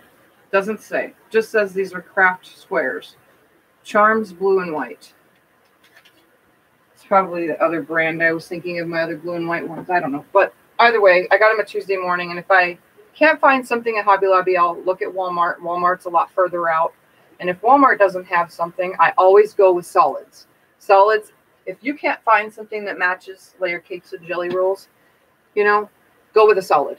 Why? Because you guys have saw solids look just fine with anything. I would go with a solid. And then if I can't find anything locally and I really want to match it, then I would go online and look for that brand and that layer cake's name and or jelly roll name and or charm square name. I would look it up online and cross-reference for yardage that goes with it. It's very rare that I do, but I have done it. And it just gets a little bit more expensive that way. And again, like you guys know, I'm all about saving money in all this process because I make so many quilts and I have yet to sell a ton of quilts yet. I mean, I've sold quilts, plenty of them, but I haven't sold enough to keep. I have to make content for you guys. Like, okay, so some of you don't understand. I don't get paid for YouTube at all. This is just for me having fun. I enjoy doing it. But if I keep making new things and new things and new things, I'm going to run out of fabric. I just am. So I buy solids from Walmart and Joann's and Hobby Lobby because they're the cheapest. Then I match up what I can and I buy jelly rolls, layer cakes, and so on for patterns that I design for Tuesday morning and so on and so forth, and or online when I can find them online, like Missouri Star Quilt Company's daily deals. When there's something good, the only thing is you can only get one, so whatever. Other than that, I make so much stuff. If I don't sell all the things that I'm making, then I don't have the money to pay to keep making things for you guys. So, and I can't, with what I have here fabric-wise, and you guys saw, it looks like a lot, but with what I have, I can't just go and match this with that, with that, with that, with that, because some of this stuff, it doesn't go well together. Everything is meant for something. So most of the stuff that's on the shelves ends up border fabrics and or backing fabrics and or blender fabrics. Other than that, I have to sell quilts to make quilts. So everything that I've been making, I need to make some money off of so that I can buy more stuff so that I can keep making for you guys until the day that I have a lot of, I need more than 1,000. I'm trying to get to 1,000 subscribers for live feed purposes to do anything from anywhere, from any device. Anything else, I think it's like you have to have a lot of people viewing your videos to make any money from YouTube. At 1,000 subscribers, I will never make a penny a day on YouTube. So just letting you guys know, the reason why I have to sell the quilts I make and the things I do is because I have to be able to keep creating, and I want to keep creating for you guys because I enjoy doing this. And you guys being here helps me. This is what I enjoy doing in my spare time. So I do it all for fun. For the love of teaching, you know, for the love of letting everybody know that this is an amazing craft and look at the things that you can do with it. So I know people have asked me about that, and I don't make anything, or I don't even have I don't even have the ability to put ads. Like, you guys watch a lot of videos and they have ads in them. I can't even make ads, and an ad will pay like a penny an ad, you know, or something like that. I'm not even enough subscribers for that, so I don't make no money from this. This is just all me doing it for fun and for the love of hanging out with all of you, because it makes me happy. It distracts me. Let's see. Texas has a block too, but I don't like it very much. Every state has a block. Actually, you could just Google state quilt blocks. For those of you who are wondering, just Google state quilt blocks, and you should be able to pull up a list of every state's quilt block.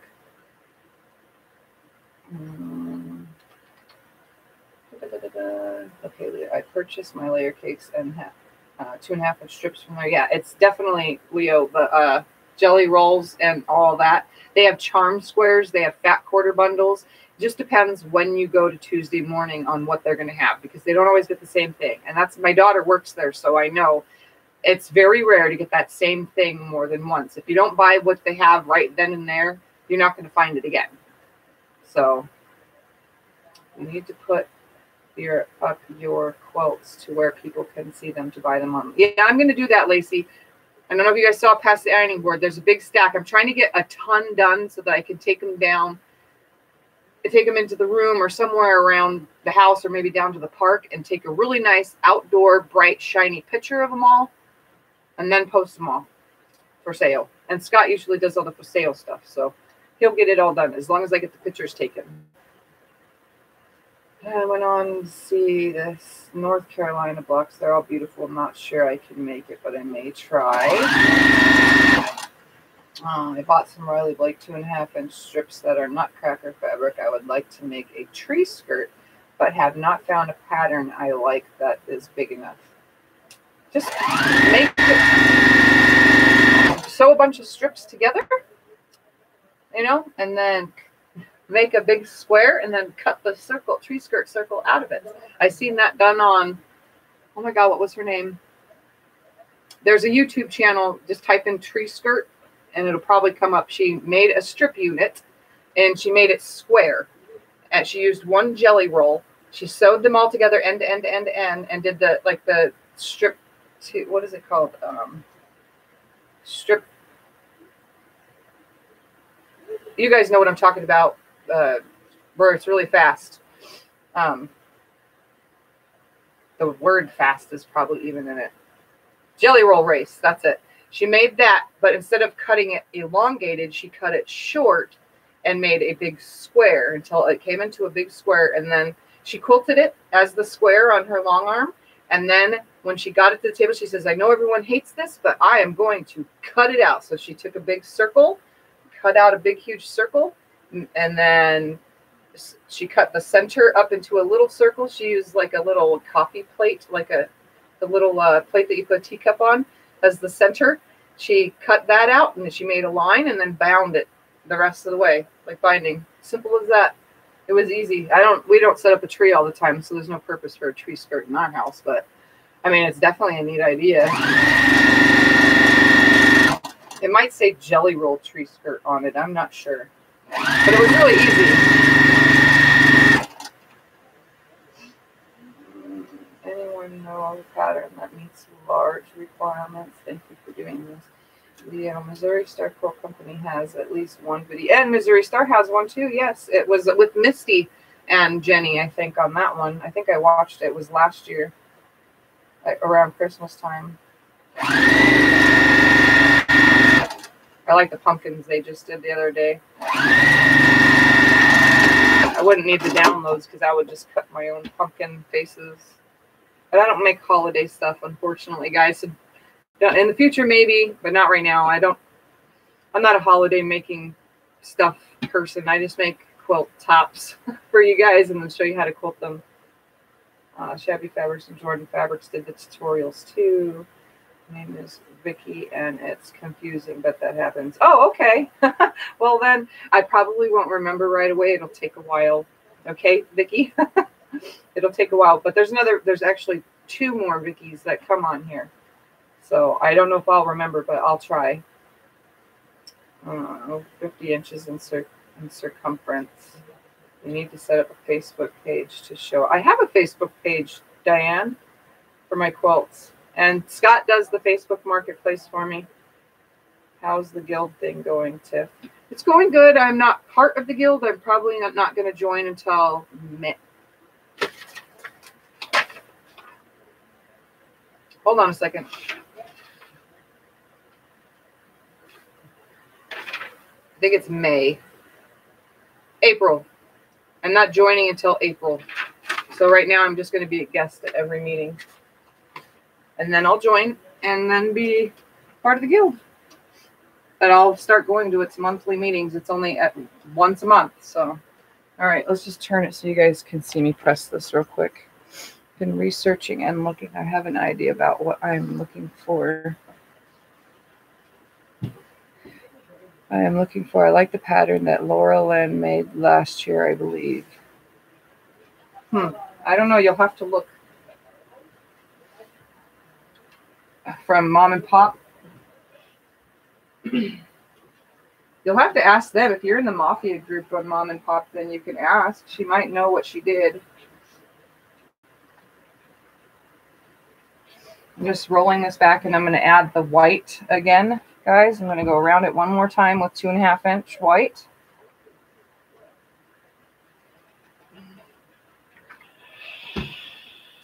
And then I'll do my final border.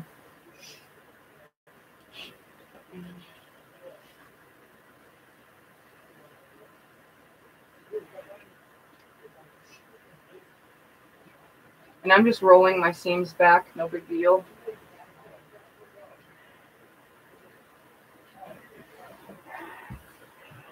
I have no idea how I'm even quilt this, but it's going to hang in the closet probably for another couple weeks until I have backing fabric for it.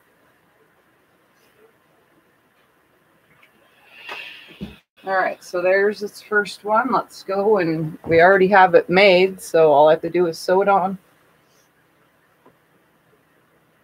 Start with the sides.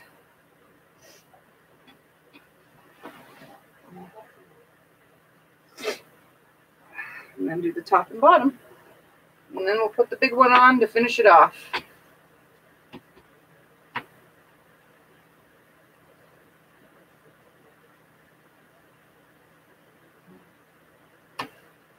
Okay, here we go. Hopefully this part goes quick now. No more piecing anything. Just sewing it on. There was not really a pattern, but there are videos of her cutting and sewing. Okay, yeah, just go over there and look.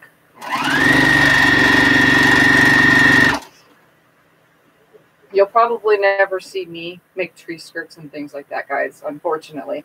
Or I'll probably make more purses and maybe mug rugs or something, but placemats. I make table runners. I've made table runners.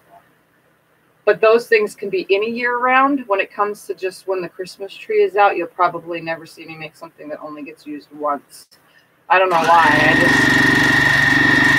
just don't do that kind of stuff. So there's where you would, if you don't want to be part of my channel because I don't make holiday stuff, then you just have no clue because I make other things. It's okay. Just letting you know. I don't make holiday stuff. Unless it's asked for. I made a holiday quilt, a quilt with holiday prints, and it never sold. I still have it. So, and I had a matching baby one to go with it, and I called it Mommy and Me's First Christmas. It never sold. So, I'm not doing that ever again. Because now I have a Mommy and Me First Christmas quilt set for no reason. I'll probably have to gift it to somebody who's having a baby. You know? I'm going to make this quilt reversible. Sometimes I do. I make a lot of reversible quilts, Debbie. But it all depends on what I can match up for backing fabric. Lately, I have just kind of been putting fabric on the back getting them quilted and getting them on and off the frame as fast as possible. So some quilts end up reversible, some don't.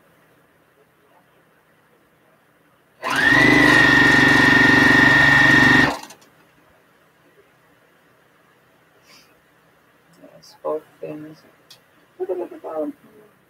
Things I used the Dresden pattern to make one for my knees.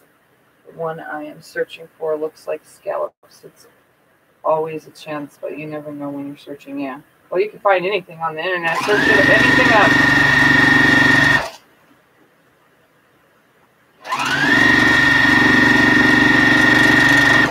Okay. Almost this end. This is gonna look so cool. I could end it just at this border too, you know. But I'm not going to. I'm just going to keep going. Because I already pulled out that other fabric and pressed it, so just going to use it anyway.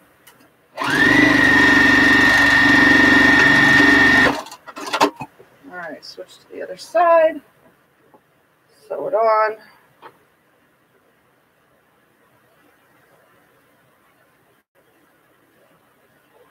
Hi, Brenda.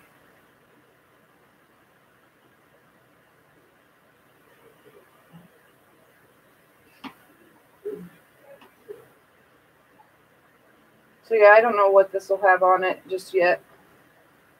I usually don't decide backing until I get to ready to quilt it. Right now, like I said, I threw one outside. I made the backing for it, and I don't have thread to match it. I don't have very many threads to choose from yet. So, I mean, I can match a couple things up with it, but they don't really. I don't know. I would have to switch thread colors during the quilting. That's a hassle when I just want to hurry up and quilt something. Hair is everywhere tonight. Good quality.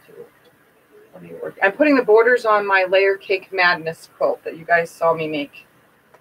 Also, Facebook reminded me that today, 1 year ago exactly, I finally put the quilt top together for the Bargello. Well, the Bargello never got borders either. So sooner or later, you guys will probably see me putting together the Bargello quilt top that got put away a year ago. Somewhere around here. I actually told CJ that tomorrow, because tomorrow there's no kids, that I want to go in the garage because there is one of the quilts that I started and that I cannot find it in here, so it probably never got the move from out in the garage to in here. I started a quilt top. I keep seeing them online, like totally keep seeing them all over the internet. I want to finish it. It's out there somewhere. It's got to be. And I'm going to find it and I'm going to finish it.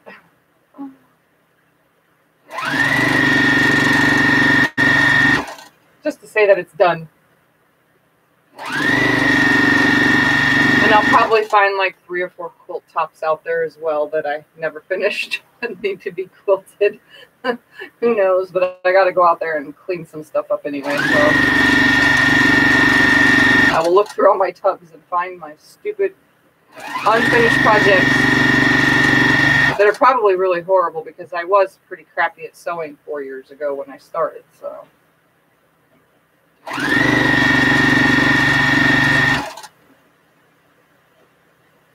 you never know, a lot of times out there.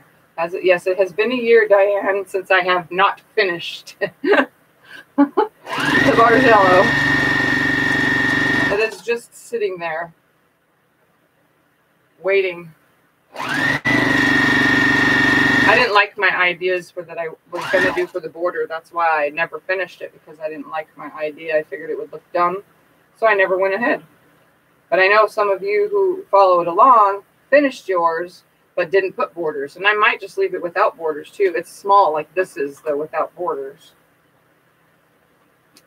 But yeah, it's been a year as of today.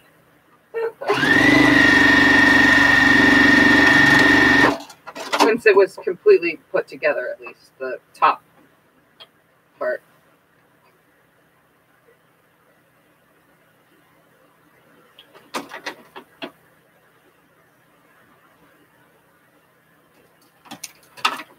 Sorry, I didn't have a very straight line going on right there. I improvise. I'm pretty sure mine's in one of these 2 tubs right here. It's really pretty. It turned out awesome. It needs borders or something to make it bigger.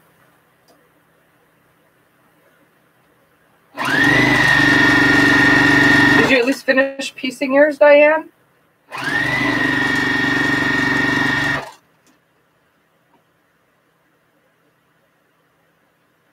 Thank you, Lacey, for the thumbs up reminders.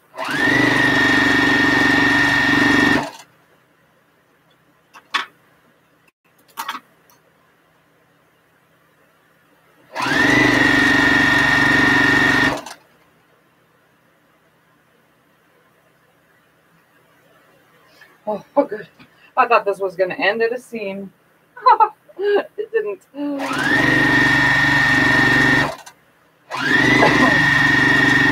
Probably should have checked that before sewing.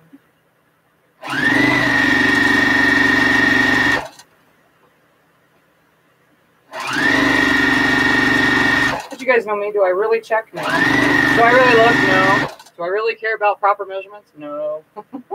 Only when I'm teaching something new. But this is just me sewing on some borders, so it's okay.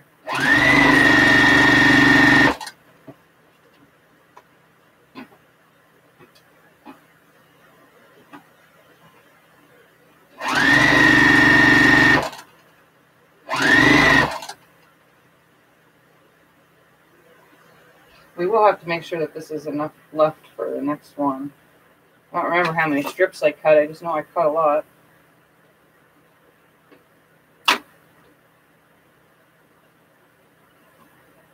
There should be plenty, though. It looks like it.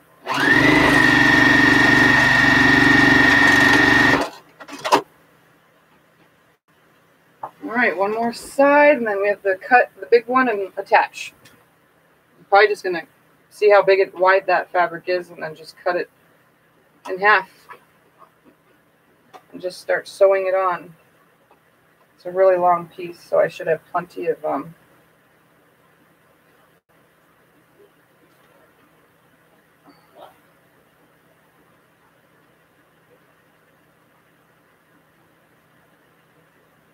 yeah, plenty. Look at that. I have almost 1 full strip left. So I cut 1 strip too much. Look at that. No waste. Because the last strip will end up in there.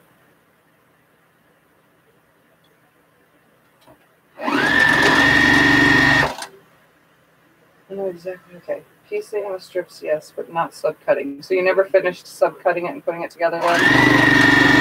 That's okay. You could always go back to the videos and finish it up. And by the time you finish yours up, maybe I'll be ready to add borders to the next. to the mine.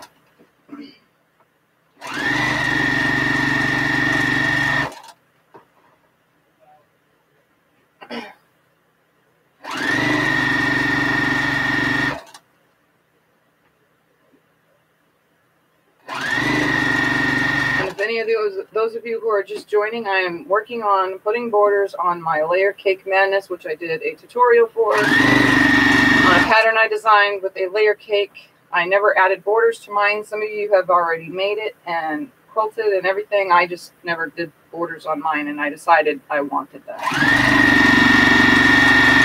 So I went and got a charm pack and decided to do piece border to finish it off and make it bigger. So those of you who want to do it, this is definitely a good idea for a border.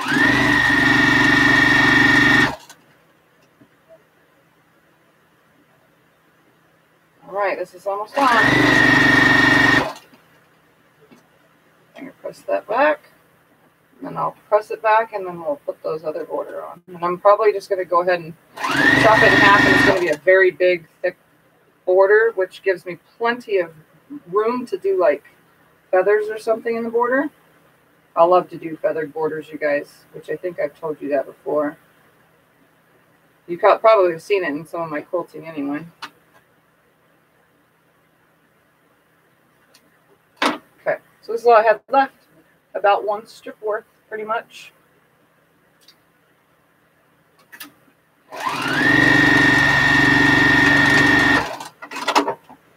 Okay, so let's press this real quick.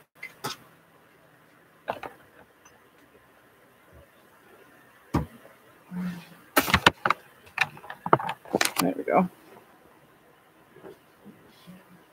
Oops, what am I doing? I'm a retard. Let's put it this way. I'm going to bring this piece over. There's my other border. I'm going to bring it over here. I don't know if I want to cut through that many layers at a time either.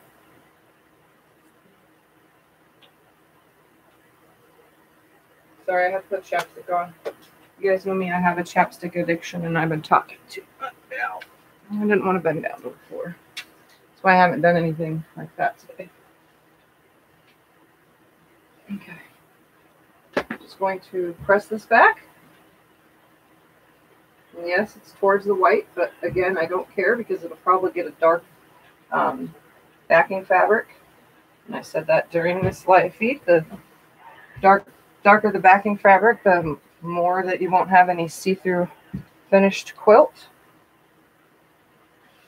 when you use whites on the front.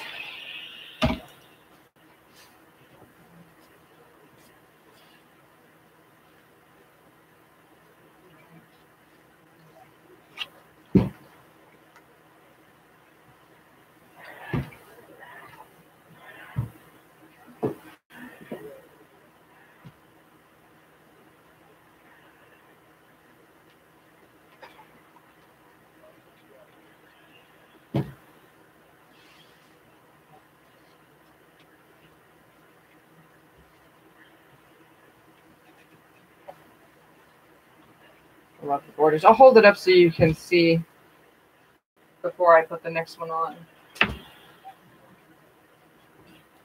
I think it looks really cool because the whole thing is like a mumble jumble mess. So it looks really good. Especially since I waited till I had the matching charms pack. If I would have done something else, I don't think it would have looked like this.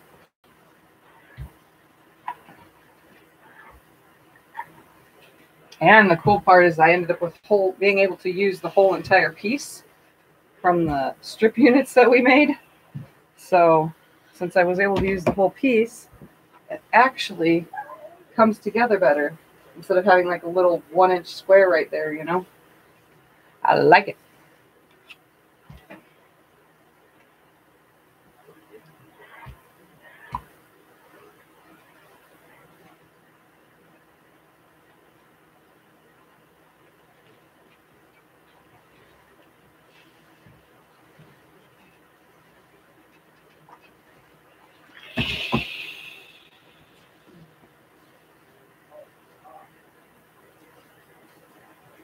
Tiffany always does beautiful work of art. I love this group and I love the teacher. Awesome, thank you. I'm glad to have you guys around. Glad I started a channel and made so many friends out of all of you guys. All right, so this is right now before the next border, real quick. So see how much better that looks? Fully on the ends.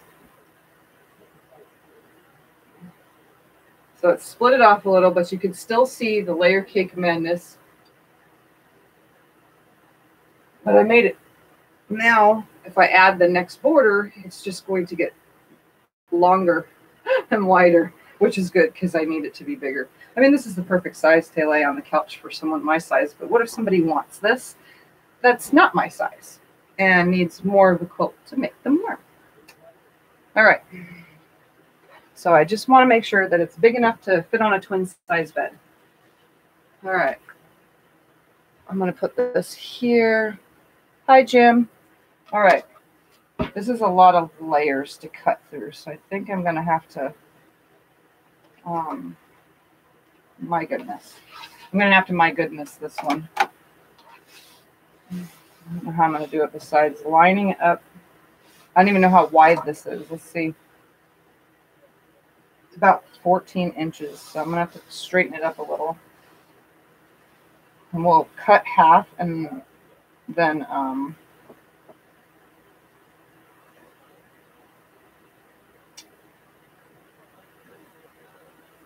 It's not fully straight either.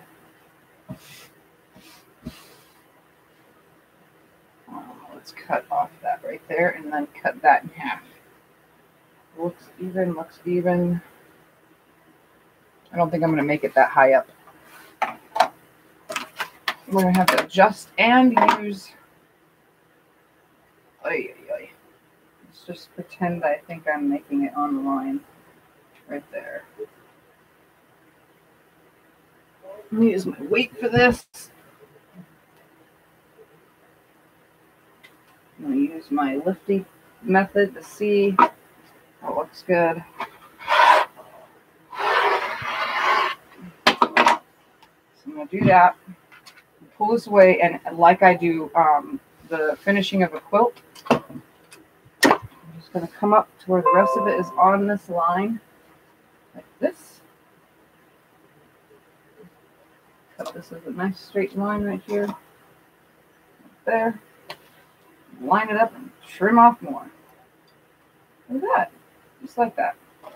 I didn't even need to see where I was going. Now to turn it around and trim the other side. Carefully, without moving anything, just like that. So let's line that up on a line. See if I can't do this whole entire thing this time. Lined up on a line, lined up on a line. Everything's nice and straight. Cut the top part first. Put the ruler or the weight on that. Hold it down. Check this bottom side. I don't recommend this, but this was a whole long like bottom piece or something of the yardage. I don't even know. It was most likely out of my donated fabrics. Oh man, I can't reach up there very well. All right, line this up here, down there. Now let's see how big this is and chop it exactly in half. 1, 2, 3, 4, 5, 6, right there. 6 and a half.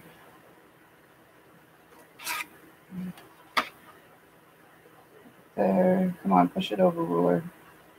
6 and a half. So this is going to be a very, very, very big border. Very big.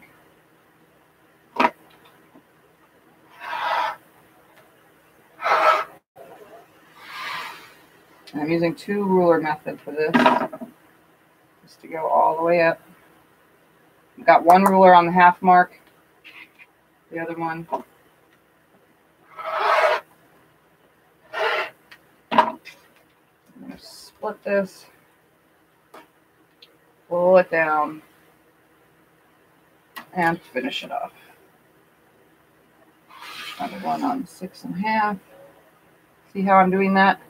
1 ruler is lined up on 6 and a half. The other one is giving me the rest of the line.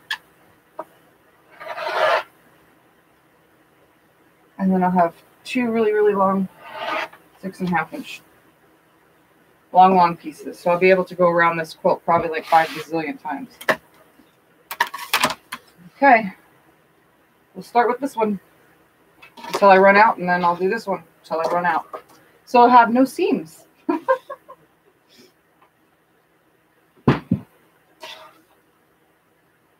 Okay. We'll start with the sides. Gosh darn it.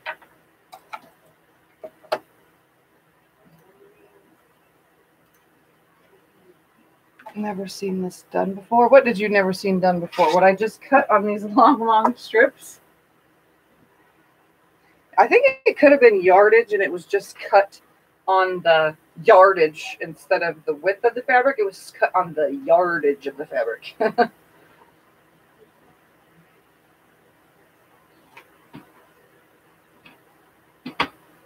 Okay. So I'm just going to line one of these ends up. Make sure it's right sides together, and I can tell.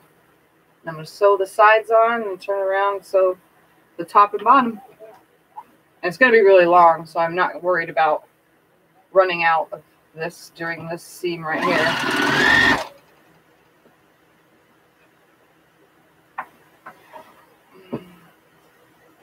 All right. So I'm just going to start sewing all the way down. Nice 6.5 inch border.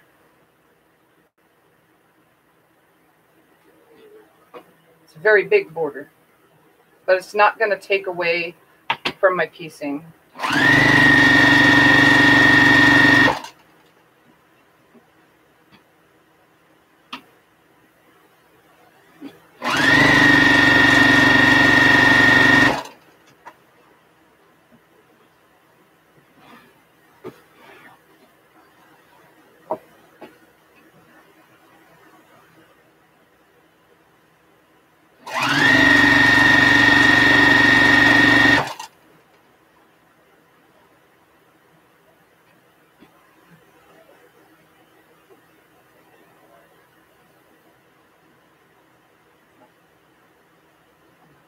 Like the border.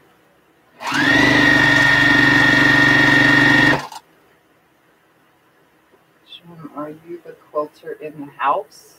Yes, I am. What's quilter in the house? What does that mean? Or it means you just quilt in the house. So sorry, I'm sick. Like the border with the fabric. Dan was going to ask the same question of Jim. Can't believe you're still sick with the crud. You should see a doctor.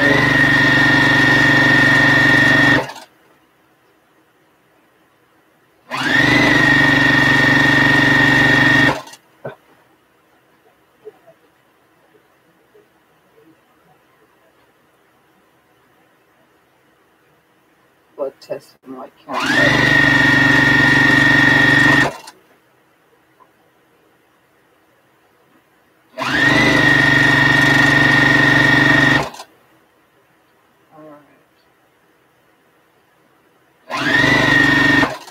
Fold this on top of itself.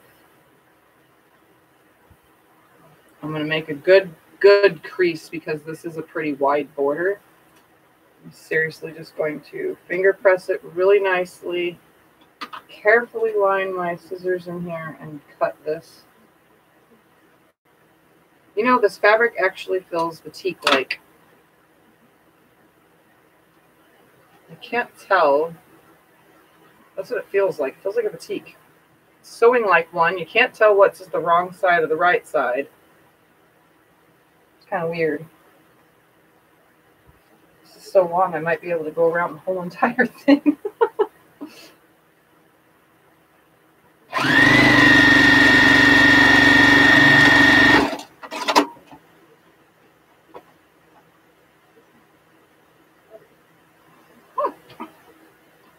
All right. Turn the whole thing around. Sew down this side.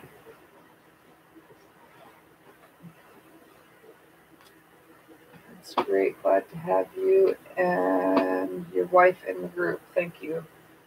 Wait, you guys have me lost. Who is Jim? I mean, I know Jim here, but what do you do that I'm missing out on? White up means either infection or inflammation. For me, it always means inflammation. Sorry, I have to tie my hair back. I'm getting really hot.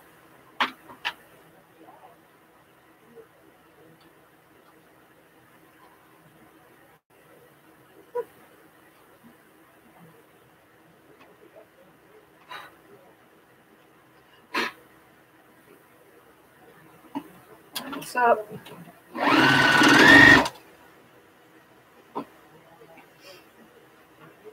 Jim is a quilter.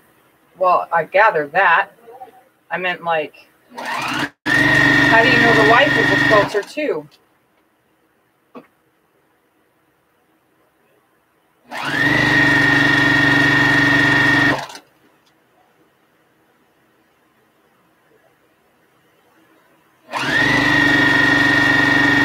He has more blood tests tomorrow. Linda said super duper. This is super duper. It's going to look awesome. So awesome. You guys know me. I work with what I have. And I had this fabric for no reason. And it's going in this because it matches the flowers. And I think it looks cool. And it's going to make it super big. Because this is a pretty big border. 6.5 inches. Like, really? Who does actual 6.5 inch borders? Not normal. You know?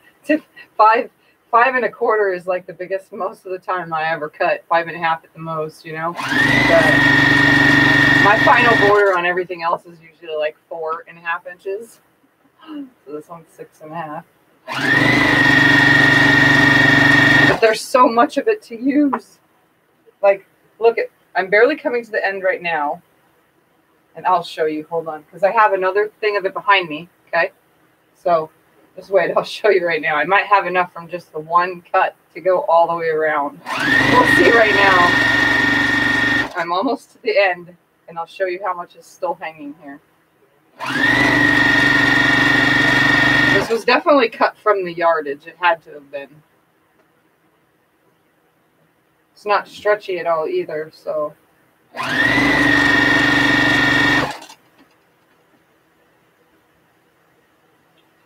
Fold it on top of itself really nicely.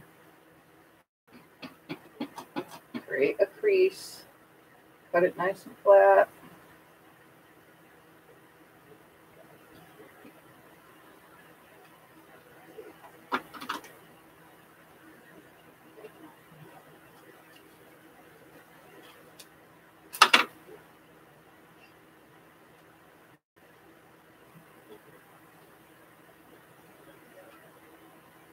Okay, so from here, ready? So far I have enough for the top border. Still left. This is done. This is the very rarest. Sorry, we took way too mod for someone.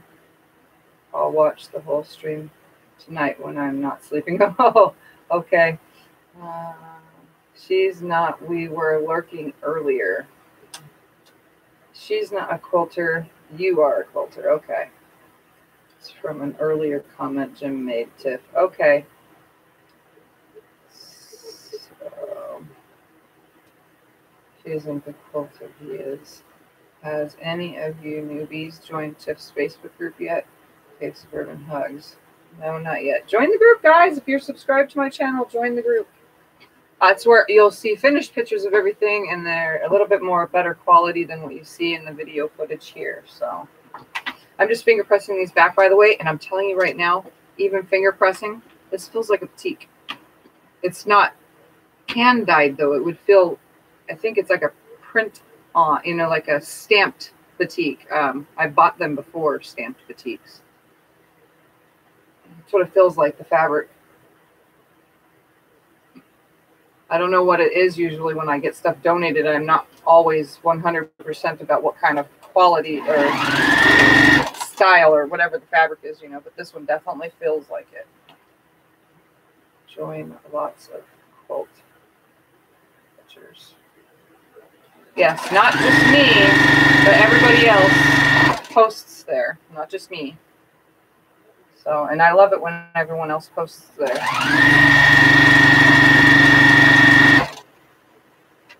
have a fabric in my stash that is just like that in quality. Seems like a stamped fabric. Well, I've bought stamped batiks before. I used, it's over there on that pile. There's a brown with like a light brown flowery print. You know, it's pressed, but it's batik. But it's not the hand dyed with the special things that they use and go all over the place, you know, with the, I don't know if you guys have ever watched a video on how batiks are made, but I have. This, that's what this feels like. It doesn't have a stretch. The batiks don't stretch very good. I mean, it feels, the quality, the texture, you know, it's what it feels like. It feels like it was like a, I guess, screen printed, I guess, could be. Because the picture is not on there with dye. There's no movement, so I can tell that. And there's no oils on it. It's not oily on one side or the other. It's really cotton-like. But But it definitely feels the same. And it's finger pressing just like a petite would. So, because, you know, those finger press like the best. They stay when you finger press them. You don't even have to iron. You can just go right into the quilting part. Because they stay so well. The last Apple update and YouTube are not friends. What? Heck, the little iPad thing that I borrowed from Justin, it doesn't use YouTube like this does either. And I don't have live chat when I try to watch my own videos. So I have to watch from my phone. I can't use it from the thing. And I'm signed into it too. And I can't see live chat. So that's why I haven't been using it. So I'm wondering how it's going to work when I go live from it. I'm going to attempt it though, but I'm wondering how it's going to work. Also, you can send a 9-inch finished block to Tiff for her birthday. Yes. Send me a 9-inch finished block, and or when it leaves your house and it measures out on a table with a ruler, it's 9.5 inches. Because some of you, if you're making a block that's not from a book that says 9-inch finished, if you're just making your own thing, what leaves your house is 9.5 inches. That's for my birthday block, which is going to be made into a quilt. If you guys have to sign your name on it somehow, some way on the front of it. I'm going to make a quilt that's going to hang behind me from all of you. It's not being donated or anything like that. I'm keeping it for myself because I'm stingy. I'm not really stingy. I just want to be closer to you guys. But I'm keeping this for myself for my birthday. And when I don't feel good, I can just take it down from the wall and cuddle it. I mean, it's not like I have a bazillion quilts I can't cuddle with, but I want to feel closer to you guys. If I can't go live stream, I want you guys to know that you guys are here with me.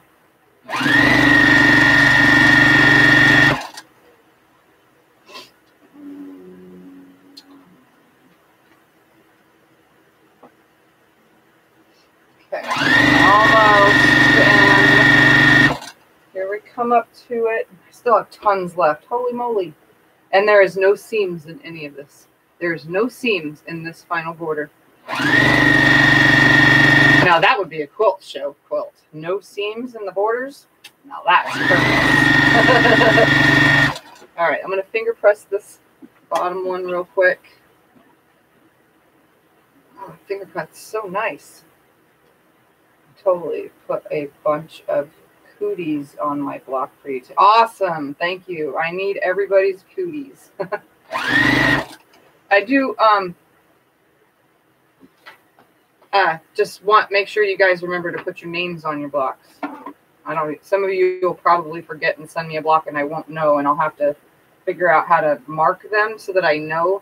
I don't want to have to forget. And you guys know I have Alzheimer's brain, and I don't even have Alzheimer's. I forget fast and easily, and I don't want to forget who sent me what. So I want to remember forever. And if your names are on it with your state, name and state, city and state, so that I know. That was what I asked. Name, city, and state. And it helps me get to know you guys better.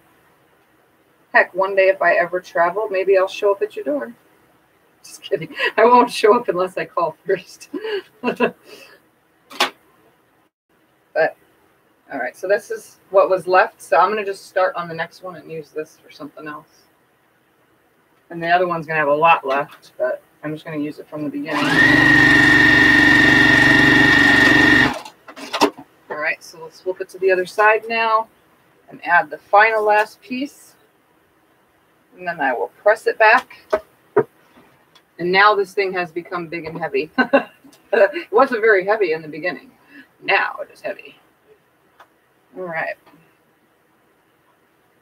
Let's grab this. Find the end. Make sure it's the right side, the best of the right side that I can possibly. I think it's this way. It is really hard to tell. I'm telling you, this is definitely a petite. There's no way to tell which way is the wrong side or the left side. I guess the more one that shines better under the light would be the right side.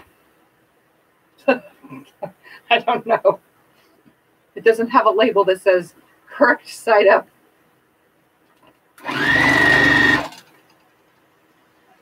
Yes, trespassers will be shot. Survivors will be shot again. That's funny.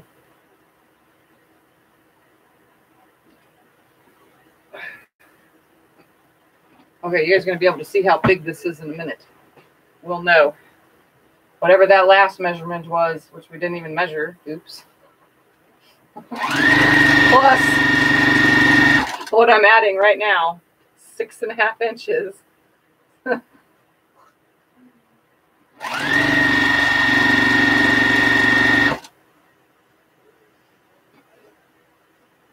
No one will come visit here. It's too cold for them. Yeah, it would be too cold for me, Vicky, definitely. You'd have to come here to me. It's nice and warm. Come here in my winter, Vicky. That way it's like a summer for you. Because it's definitely not freezing. For you guys, wouldn't be. For me, it is. But if you come in the summer, you'll probably have a heart attack and die. So don't do that. That's why snowbirds only come in the winter here. They can't come in the summer, they would die. They're not used to it. Although the ones that do permanently end up moving here, they got to handle it somehow, some way. There is air conditioning from your house to your car to the store, which has air conditioning, back into a car that has air conditioning, and back into your house that has air conditioning. So technically, you're really not out in the heat. Yes,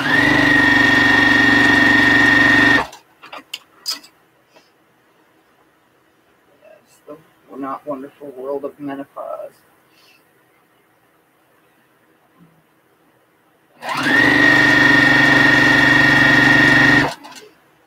Have to drive all the way across America to knock on your door, Vicky. I would have to drive really far too. That's really far for me. I wouldn't be able to fly in a plane.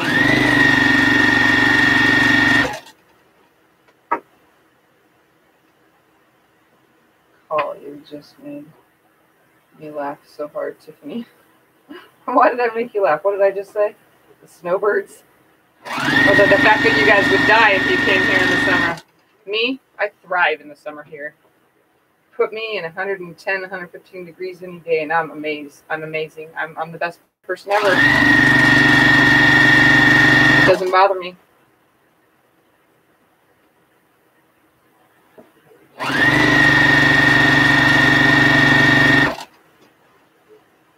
Same here, Diane from Florida.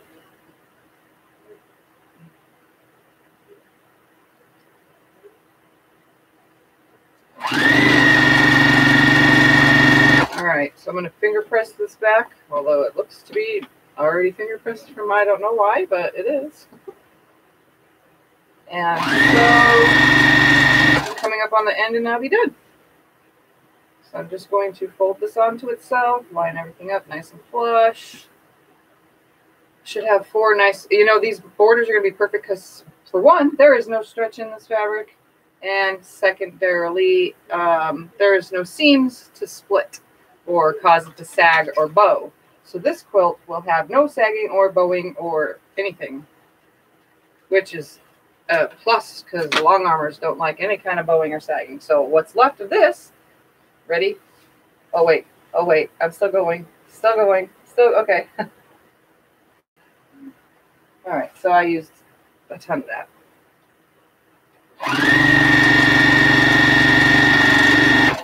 All right, guys, I'm going to press this on. I sat too long that time. And we are going to hold it up. So let me turn the camera. We'll press it. And then, now that it's super big, I'm wondering how big it actually turned out now.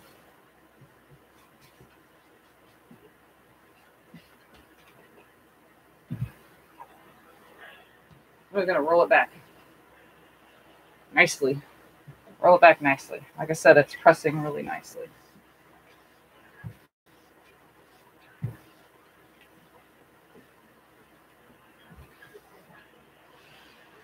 Oh, wait, look at how long this is now.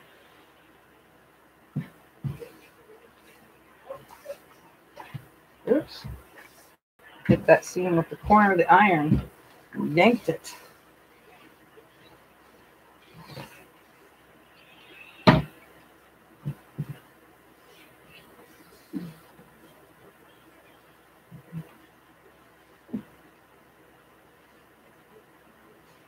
Okay.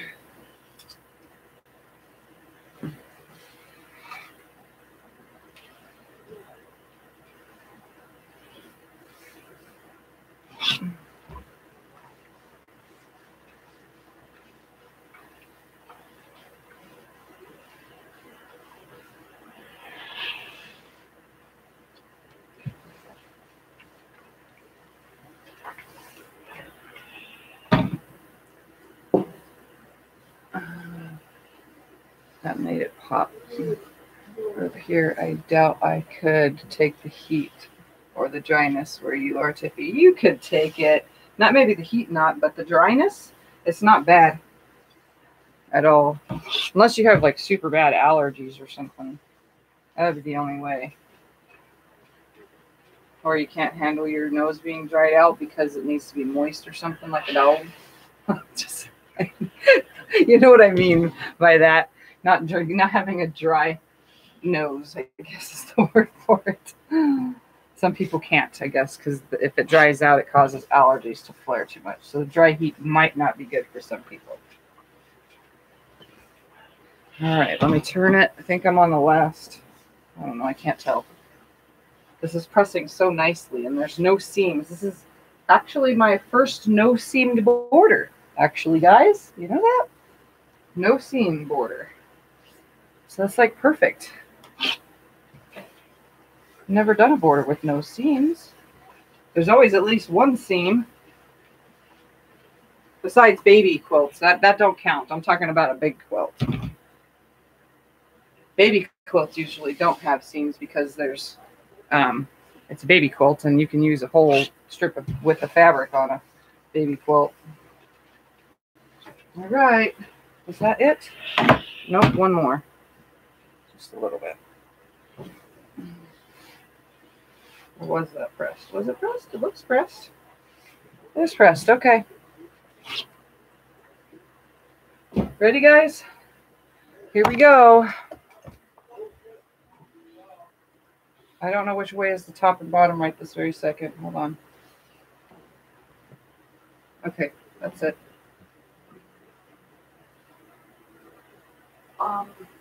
Hey, Scott, you got a shirt on? Can you come here?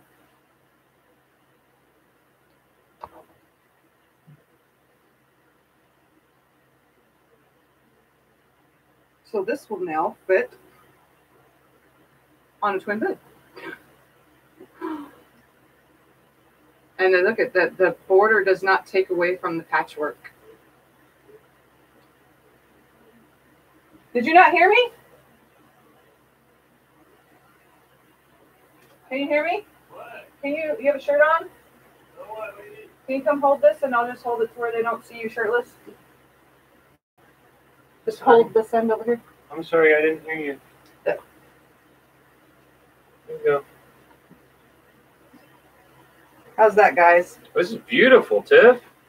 Let me turn the camera just a little bit more so you can see the whole thing. I think this is beautiful. You did an outstanding job. So there's the borders, guys, now. So this one is now complete and ready to go. I can't see me. I can look around. I can't see. Here, I'll just the camera's borrow my jacket. Okay, well, cover yourselves for a second. Hold the border, CJ, so I can turn the camera so they could see it in full. There we go. So there's how the corner turned out. I like how I did that, guys. See, so you could just take, with any quilt, if you have a matching charm pack, you can match it and see it goes all the way to the floor. So you can see how tall it is now. Oh, wait, is Michelle on? No. Oh. I haven't seen her on yet. All right, guys, you can take it down and go. Did you guys ever tease her about her? No. Her thing? No. Oh. All right, so that's it, guys. Layercake Madness. Well, my Layercake Madness now has a border. And this, you can do this with any quilt. If you're using a layer cake and you want to add a strip border, one layer cake uses one charm pack as the border. Look at that. And I still had a little bit left over, so it definitely would fit for any single one. I'm going to put this down so it stays. But I'll turn the machine off so I don't touch the button. So Layercake Madness is complete. So you guys got to see me build a border. All right, wonderful, wonderful, wonderful, blah, blah, blah, blah, blah, blah, blah, blah, blah. Love it, love it. You did it again. I always do this. I'm just something about designing, knowing where it goes, knowing how it goes, blah, blah, blah. I don't know how to say it, guys. You guys can do this too, you know. So if anybody needs an idea if they're going to do the Layercake Madness, this is definitely a border idea for any quilt, really. But for this one, it finishes it off. And yes, this big, huge 6.5-inch border works out perfect. And I don't actually have a size yet. I forgot to do that while they were right here. Real quick, before I get off, let's see how big this is. 2 seconds. I'm going to stand in front of the camera real quick.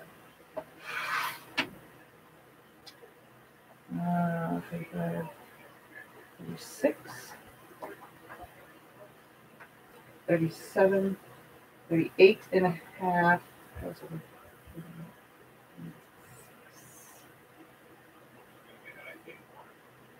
One, 36, 72. Oh my goodness, I can't do math in my head, guys. I can't do math in my head. Hold on. And I'm not going to ask out loud because I start to sound more stupider and stupider the more I can't do simple math. 8.5. So it is 77 wide by, hold on 2 seconds, 77 wide by,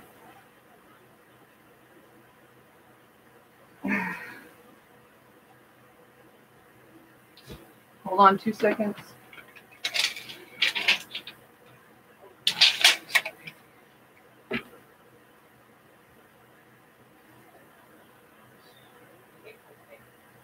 .86. So 77 by 86.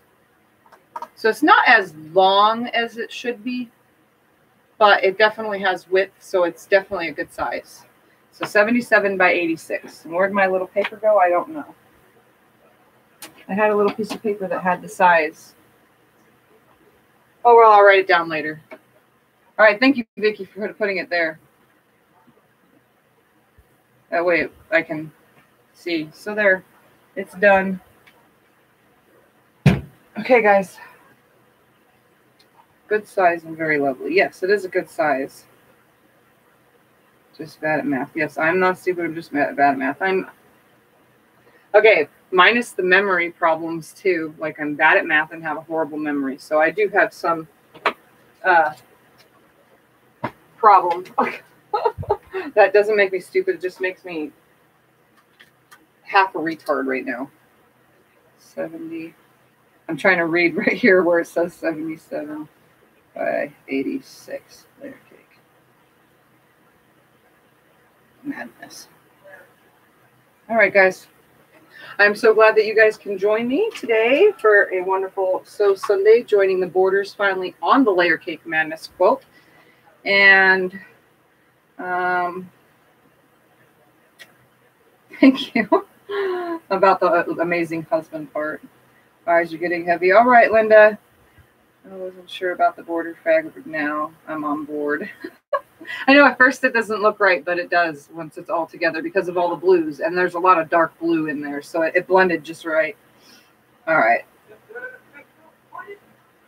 I don't know. We might start either I'll start the Insomniac tonight or tomorrow, guys, for the new Insomniac series, which will be for those of you who never come on during the daytime and end up watching these in the middle of the night.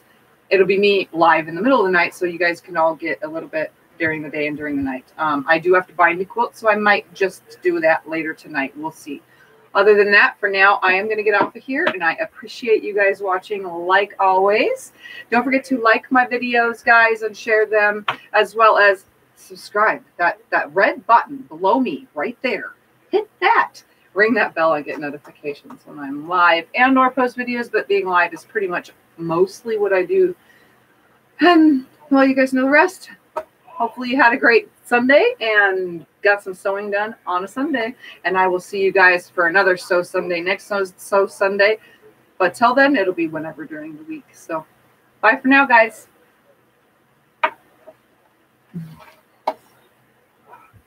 Night night. Nighty night. Sleep tight. Don't let the bed bugs bite.